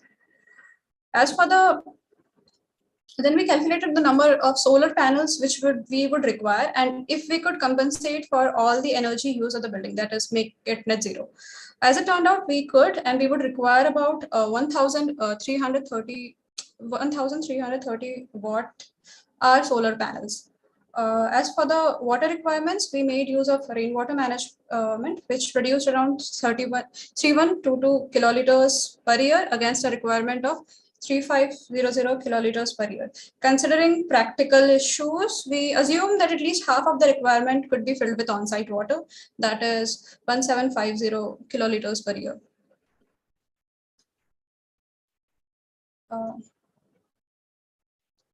Yeah, so this was like the energy used by AC, water pump, light, etc. So like Life cycle cost analysis is basically an objective method for measuring and managing the life cycle costs of a project or a asset. So LCC is equal to capital cost plus recurring or maintenance charges plus residual cost. That is, once we are done with the use, the cost it gives back. So calculated at 2% interest, our building will be returning its value in 6 years. As for the carbon footprint, 1 kilowatt energy produced through conventional means like coal-based plants produce 0.95 kilogram of carbon, that is around 1. And by making it our building net zero, we reduce all that carbon footprint. So we would like to end our presentation by saying that sustainability is not an add-on, but rather an inherent quality of the building or structure. We should bring out the best in spaces through optimization and not through just unnecessarily adding of new technology or things. Thank you. Team 68, do you have a walkthrough? No. No, sir. Okay, fine. Thanks. Manish, I'll open the dice for you. Team 68, I must say that the idea that you started off with is really interesting. And it's an interesting form, and what you wanted to actually do with even the site plan, with having all the greens on the side and all of it. I think the idea and the thought is absolutely in the right place. There's nothing literally wrong with it. This is exactly a kind of form, because you came with a form, and whether it's a coin or whatever, and you wanted to fit it into a context and actually make the building also perform, right? Am I being correct? Correct me if I'm wrong. Yes or no? Yes, sir. This is exactly the kind of projects wherein you need really strong analysis and optimization. These are two different things: analysis and optimization, to make it work. So for me, what I really thought could have been better, go to that analysis, the radiation thing that you're talking about. So in here, is your building this, the height, the maximum height is towards north, correct? Am I reading it right? Yes. That's exactly the reason why you have opened up your south and completely. So wherein you're not actually benefiting from the shade. Had you tried different configurations in here, even in December, you have all the light coming in. I think it should have been reversed the other way around, with wherein you were able to actually benefit from the south, the shade from the southern side, so that you were able to actually cover your courtyard. And currently, while I really like the courtyard and the way that you created these punctures to get in, my feeling was that the whole essence of the courtyard comes with a certain scale. There has to be a height to the ratio of the width, okay, or a shade somehow, because we need courtyards to be having this sense of this enclosure, so that you're protected from the elements. You have you want to go there and sit there, right? The shade that is there. Now what happened right now, because you oriented it the entire sun it's completely exposed. Okay, you spoke about that shade only at the entrances. So I really actually wanted to touch this upon the shading and the relevance to shade, especially in your project. If you look at your project, I think it's okay to be getting carried away with the form. But then if you notice the overall thing, what I thought you could have actually done better is in terms of glazing. You actually have this huge glass panels and all of that. And it's okay. I mean, you could have actually backed it up with overhangs. Had you had you designed these overhangs, whether it's on your terraces or on your courtyard completely, or what you sparsely gave just at the entrances for these courtyards, had the shading gone into other spaces, this would have actually become a beautiful space, because like I said, the form is really interesting, definitely. So shading, I thought you could have actually played with much more, even as an element in your design. And the glazing thing specifically, because like I said, that means that your building currently is getting exposed to a lot of radiation overall. So yeah, I think this is the observation that you really did not benefit from this analysis. You could have actually tried out few iterations to make it really work. And one last comment is that again the feel of the courtyard, it's too hard, in general. If you look at your entire surrounding site plan, it's soft, but when it comes to the courtyard, you go to any view of the courtyard, it feels, even your sections and all, it's completely hard paved. Like on a hot summer day, I really don't want to actually go and sit in the courtyard. I don't have enough shade. You could have actually filled it with landscape, beautiful, like an oasis, wherein everybody who really wanting to go there and actually spend, that becomes like that beautiful enclosure to bring people together. So yeah, I think that's about it. So yeah, from the landscape and all of it. And otherwise, like I said, you have actually touched upon quite a lot of points, but probably more cycles in terms of design to make it better would have been nicer. Okay, all the best. Thanks, Manish. Team 68, I totally agree with Manish on this aspect that, you have, tried to, come up with a form which is, very, very workable. But at the same time, there were certain things which were neglected, due to which, the correct output, of a design is something, which did not turned up really well. I was really quite surprised to see your EPI number. Can we go on the EPI slide? 173, I believe, is the EPI number that you have calculated. 179 kilowatt hour per meter square per annum. That's a very, very massive number. In fact, conventional buildings are also not these days performing so bad. So if you look at the Griha benchmark numbers, the Griha benchmark number for this particular climate zone is going to be 90. And in Griha, we eventually said that you have to perform at least 10% better than this benchmark number, which is 90 kilowatt per meters 90 kilowatt hour per meter square per annum. Here in this particular case, it is, the number is almost double of the benchmark number. So that means, that is something, which is certainly something, alarming, that, something is, I'm, not going on the right path, due to which I'm not, able to get the right numbers. Now, this number is an indication that, you need to revise your design, or there is something, very massively going, wrong in your design. So because that is the reason, that is where we assess ourselves well in advance, before we construct a building, and that is where these energy simulation tools are helping us, so that if there are certain mistakes, or if there are certain design interventions that we are required to make sure that our design is the best or performs the best, these tools help us. So I would really recommend you and the entire students fraternity to please opt for these simulation tools, try to learn them, and try to analyze your designs well in advance, so that you can better assess them, that how are they going to be functional when they are constructed on a 1:1 scale level. At the same time, when I go on the water calculation part, can we go 2 slides back? Yeah, this slide. So when you talked about the slope of 1:40, and you mentioned this term that you are replenishing the groundwater aquifer, which is really disturbed in this particular zone, and you're absolutely right about it. But I was quite surprised to see that how will you be able to do this? Can you make me understand this aspect?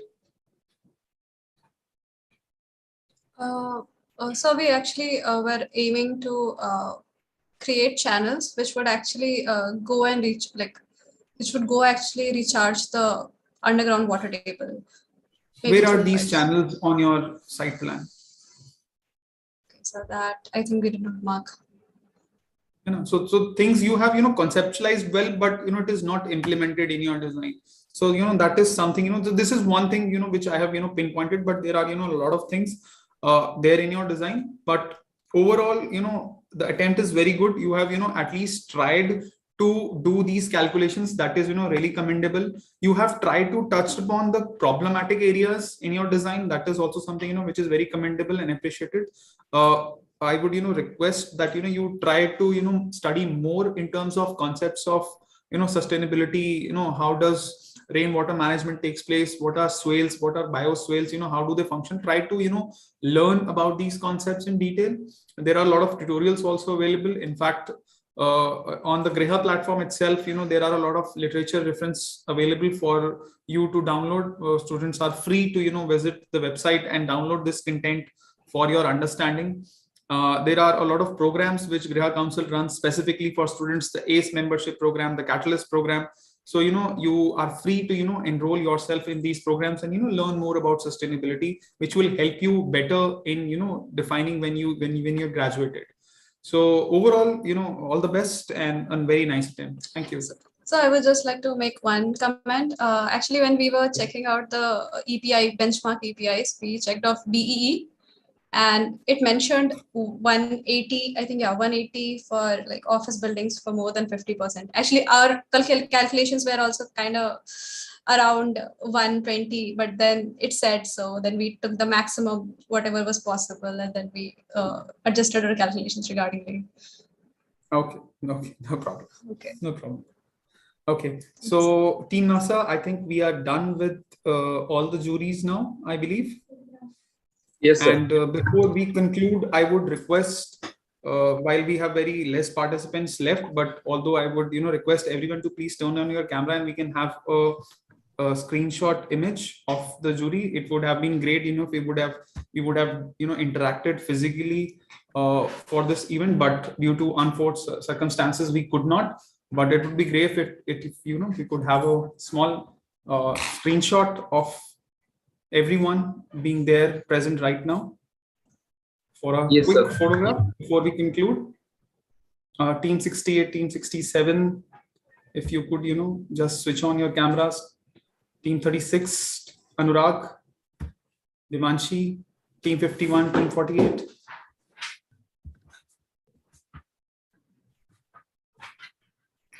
I believe everyone is there. You can click the photograph. Shristi Yes, is sir. also there. Yeah.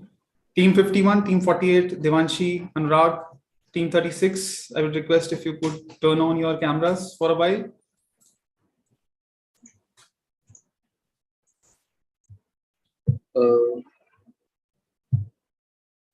I guess Anurag, Devanshi, Team 48 and Team 36. Actually, Anurag might have some network issues. Okay, no Devanshi problem. has We have, disconnected. Shristi, have we taken the photographs? Yes, yes. Okay, great. So I believe, students, you had a very, interactive session today and the day we had last week. And there are, key takeaways that you have taken from these discussions and the entries that you have seen.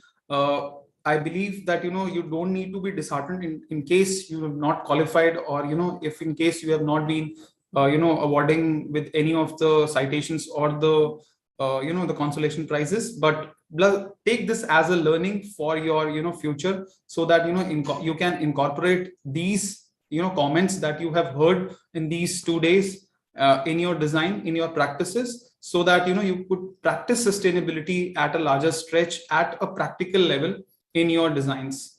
With that, I would like to conclude and thank especially Munish for sparing out his time from his busy schedule and attending our jury and enlightening all the students on the designs that they have made. Thank you so much, Munish. Thank you. And any concluding remarks, Munish, would you like to make before we conclude? I think mostly we covered everything. Maybe guys, I mean, it's really, first of all, congratulations to Griha and Terry for taking this initiative to talk about sustainability right from the academic level itself. I think this is something we do not have. And it's really good to see that, like, as youngsters, you guys are actually starting to think about sustainability and how, the sustainable habitat can actually create a difference in the future. Talking about the building performance and all of it, and what, and overall, I mean, the whole attempt towards reducing the carbon footprint of our industry in the first place. So it's a great initiative, and thank you so much for this initiative, and thank you for having me here. As far as the my conclusion, I mean, the closing remarks goes, guys, I think a lot of things can get sorted right at the design stage when you're making a first sketch about the orientation, basic things like overhangs, designs, and all of it. I mean, that's like right at the beginning you're building, you'll understand whether your building is actually behaving well or not. That's comes with intuition. But what really happens post that is that, let's say once you have done it, when you want to have a strong backing for your design, it's very important to do quantitative analysis. That's what we guys have been talking about all throughout the presentations, that asking about what is the quantitative analysis and backing for your designs, right? Now, even within that, there are 2 stages. And while I think some of you got it right, most of you ended up with just analysis. Analysis is nothing but you have your hypothesis. You're trying to just check how the building is performing. That's step number 1. But what goes after that is optimization. When you analyze, you already know what are the outcome. It's very important to read that what are the inferences and how you can use that to modify your design and then do optimization. Optimization comes next. after analysis, and then again back to analysis. That becomes a closed loop. So I think one thing that I have noticed in some of your entries is that while you have managed to do the analysis in the first place, that did not really reflect in the designs. So go back. It's slightly longer in terms of the approach, but that's the most important thing. Otherwise, it's just you are reading graphical, like fancy graphics and trying to prove that okay, your building is working while it is actually not working. Like, you understand that? So it is really important to finish that closed loop and then use the analysis to modify your design. Okay, so that's it. All the best. Really happy to see all the entries and designs. Congratulations. I think this will really help you in the future. Good luck with all your future endeavors. Thank you so much, Manish. Team NASA Sarang, we will be sharing with you the results shortly. And post that, I believe you can then disclose the results, the citation, as well as the special mentions. Yes, sir. Sure. Okay, great. Have a good day. Thank you so much, everyone, for your time. Thank you. Bye. Have a great day. Thank you, sir. Thank you, ma'am. Thank you.